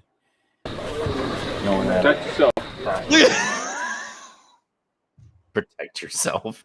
He kicked him so hard, it made him retarded. Hold on. It turned him. Oh! Look at that. Hey, good morning. Good morning. Wait a minute. The first kick turned him into Aini Kamosi. Oh, here comes the hot step up. Word of a... When he kicked him back, it was like your little brother is hitting you back. That you can't. Oh, right there. That hurt him so bad, his balls retracted. Oh, God. They're up somewhere around his nipples right now. He's still trying to get him to descend again. That kick made his bacon go limp. He could have taken Mexican Cialis and ended up with a noodle. Dude, Mac, I'm going to keep rewinding the first kick. Because when he starts hopping around on the first kick, all I can hear is, I'm the lyrical gangster. Dude, just fucking... Oh! Yeah! When he kicks back, it's like, eh. I'm still here. You know those dreams where you're trying to punch, but you just can't punch? He did that and protect somebody. A line you never want to hear from the guy you're supposed to fight. Protect yourself. God damn, dude. That hurts my leg. Hold on. I keep rewinding because I want you to see the rest of it. His face. Oh, fuck. I'm done. This is stupid. Johnny told me to do this. I was going to get $100. This is stupid. God damn. It's like Billy told me to get I 2 beers in. I literally need an addiction to Oxycontin to feel good about myself right now. Because this man just kicked the shit out of me in the leg. Because what was happening? He was watching the street beefs. You know, I can take that. Fucking, hey, hit me in the face. And then one of his friends punches him in the face and he doesn't fall. And they're laughing and they're wasted. I'm going to go down to the street beefs, y'all. Fuck that. I don't care if bring one of them Orientals up there. I know Cam Saki.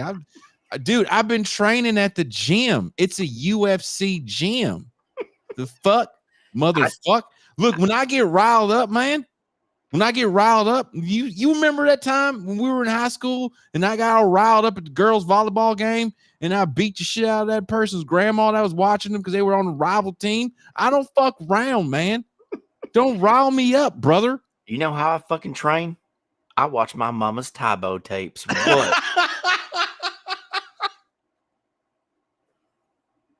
I've been training with Sean T for like 12 years, motherfuck. I don't know who the fuck you think you are talking to me like you're some kind of badass motherfucker. When I get riled up, man, remember that time I beat up Shannon because she wanted to tell me, oh, you don't ever take me anywhere, and why the hell are you not the daddy of my child? And I was like, fuck you, Shannon, and I slapped the shit out of her. I'll do that to some fucking Oriental if he comes up to me and tries to kick me because he's trying to rile me. You know who that might be? He bears a striking resemblance to Sam Darnold.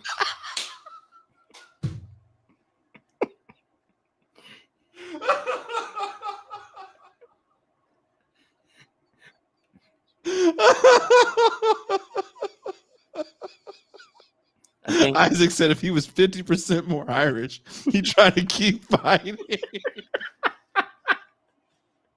I told us this. Thanks for the show, Mac and Jason. Have a lovely night. Hey, you too. Thank you very much because we are wrapping up. But I believe in my soul. It's like, man, look, man, look, remember that time? My son, he's 8, right? But he riled me. I said, don't fuck with me when I'm playing the Madden. And what did he do? Daddy, I'm hungry. Motherfucker, eat the Fritos, okay? Eat the Fritos. I put them at kid level for you to get.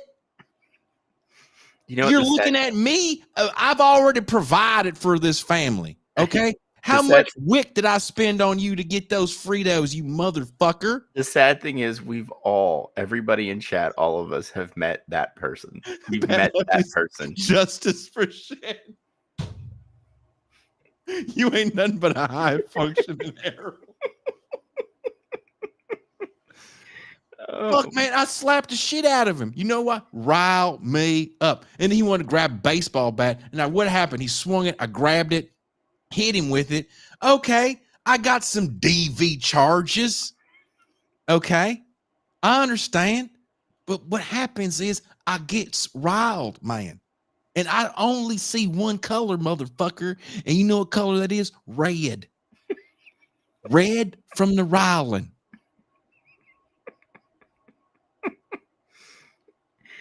Red from the Rylan.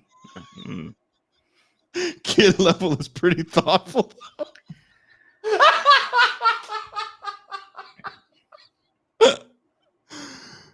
That man went in that ring. I could be making all this up. It could be like this. It could be like, hey, let's go tell that dumb kid over there. Oh. They will give him $100 if he gets in the ring. Yeah. I just need $100 to help my wife pay for the surgery. The cancer's just been eating her up. And this is the only thing I can do to afford it. I've been fighting in these backyard leagues for some time now. You know what the sad thing is, dude? You know better than I do out of those two scenarios. It's somewhere in the middle where he was in the van with 5 of his other dumb friends, and he took a header into the center console. And he's like, that didn't knock me out. I bet I can go into these backyard brawls and hold my own. They make it even, right? You got to be the same size. Like, I'm not going to fight no big nigger or anything like that. Like, I'll fight, but a big nigger comes in there. They got big nigger strength, man. I ain't having no big nigger beat shit out of me. Look, motherfucker, I didn't enslave your motherfucking family, man. None of my relatives got teeth. I'm pretty sure I saw that in a transcript from a Sam Darnold interview. Really say no big niggers? I mean, his offensive line is all big shit. It's gonna be funny. Like next Monday, I'm gonna have a cease and desist order in the mail from Sam Darnold. Your job watches this show. Like, yeah, we really liked it till they made the redneck joke smack. Too close to home, brother. Too close to home.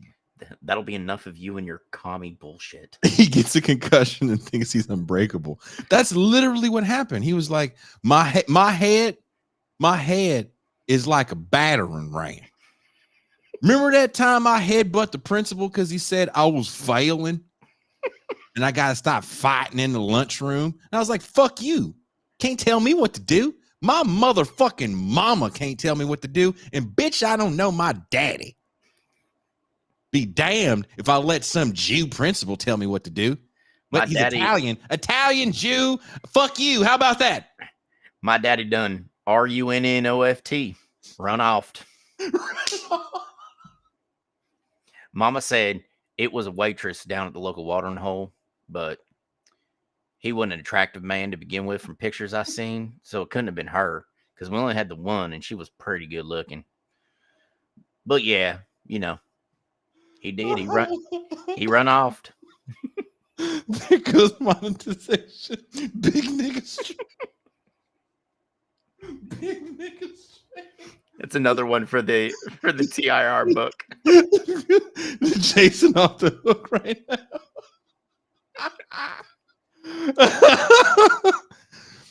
I feel very confident you know why?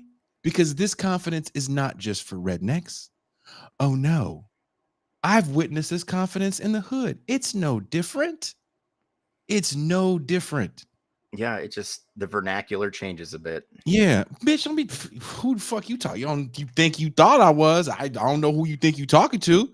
Shit, I don't give a fuck. Little Jackie Chan motherfucker. Fuck you, nigga. West Side, nigga. All right. Just wait till that late kick catch you. You haven't trained for train schmain, motherfucker. What happened when I get fired up? Watch what I do to his ass. Watch what I do to his ass. Watch what I do to his ass. Oh, bitch ass. Right? Same thing. I'm fairly certain we did see a whole turd roll out of his shorts after the first kick.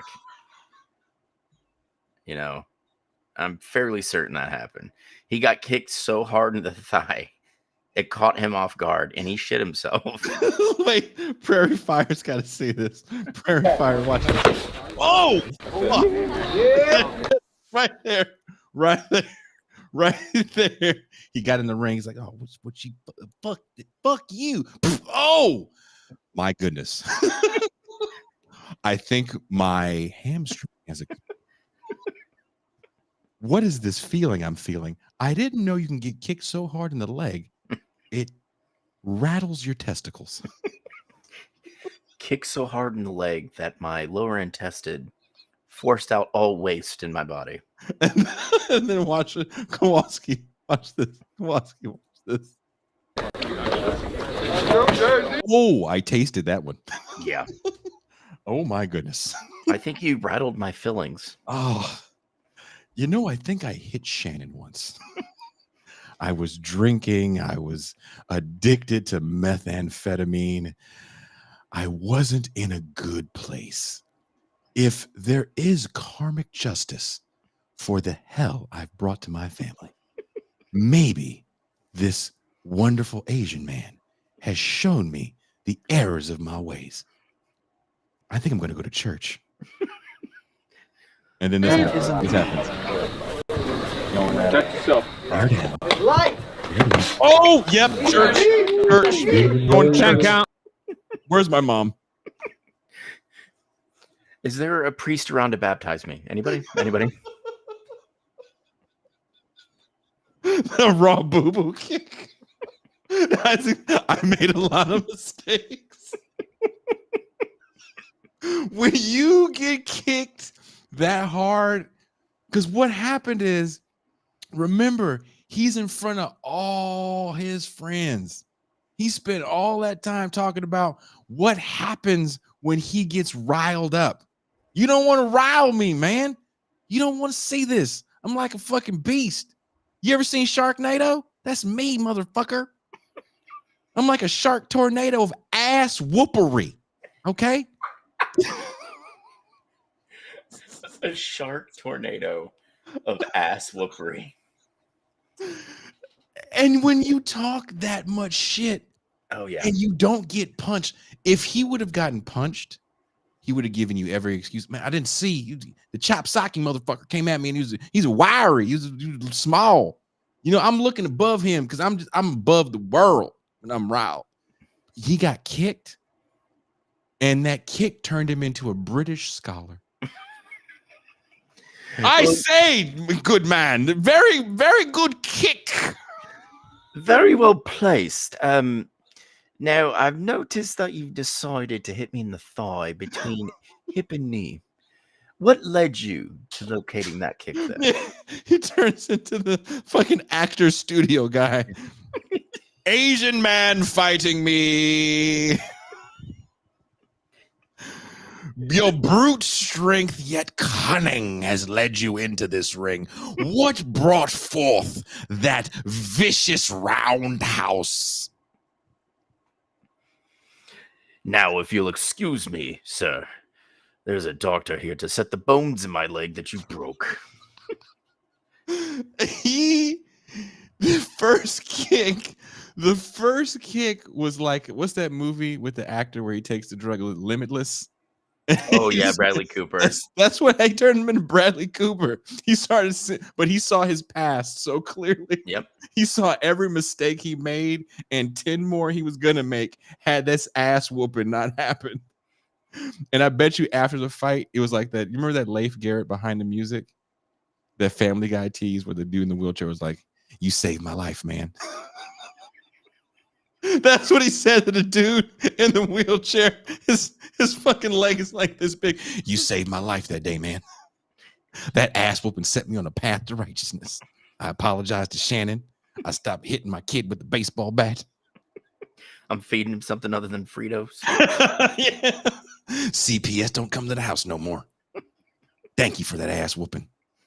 I mean, I lost the use of my leg. Yeah, and you shot a testicle right out the sack. They had to cut it off, but I got this nice prosthetic now. And in honor of you, I put a little Asian character on it. So it's like those balls you guys go, ring, ring, ring, ring, ring. That's my nuts.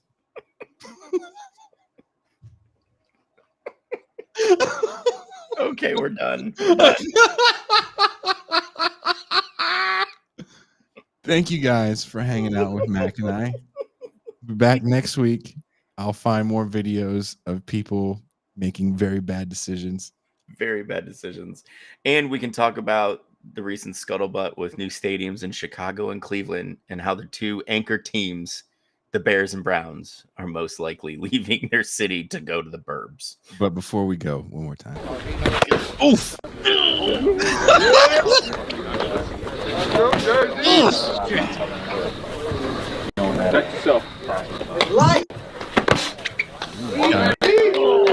Night night. God damn. And I'm spent. When he got hit the first time, all he heard was the Benny Hill music.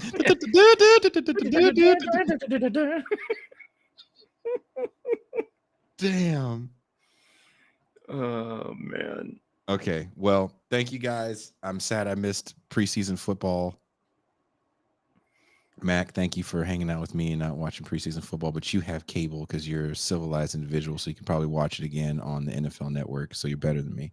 I don't have cable. What I do have is a friend of mine who put me on his YouTube TV family plan. Ooh. That's a good man. Yeah. Dude, we've been friends for fucking 15 years, man. And I was struggling because like I cut like a lot of the streaming shit I had just to save money. And he's like, I got you, dude. He's like, what's your email? I get his email. I click the link.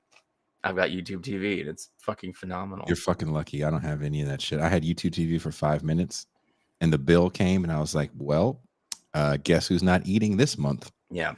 Jesus. Gonna have me out there getting kicked in the fucking back of the leg by Ryu. Sitting fucking on tires with trash in it, just eating tacos all sad. Last time I can eat for the week. Make it count. Delicious taco. Thank you guys. Thank you for sustaining me for the next 6 days. True story. You got to be careful doing that puck from that season in San Francisco. Just pop out like sticking his dick in your peanut butter. Hey man, look at the boogers and snot rockets. Bike messengers are gross. Thank you for that being your character, sir. Appreciate it. I ran into Puck after that show happened. And you know what he said to me? What? Hello. He was actually pretty polite. I was like, oh, excuse me. He's like, hey, what's up, man? I just kept going around. He was happy because what you didn't see is his dick in some Maybe he was happy I didn't call him an asshole or something. I don't know. I didn't. I was just like, oh, excuse me. I literally ran into him. You're the first person since the show aired that didn't yell at me. Thank you. Thank you, Prairie Fire. He says, get some raid. Thank you, Prairie Fire. Appreciate that. He's going to sprinkle them on his tacos. I don't sprinkle them on the tacos, but I will put them on a salad. Fuck you. Okay, raisins go on salad, not on tacos. I'm not the guy that got kicked in the fucking leg, okay? That guy definitely puts raisins on his tacos. He puts raisins everywhere. You're trying to use him to heal the wound. I'm sure he's still swollen. Thank you guys very much. I'll see you guys tomorrow night. We are out.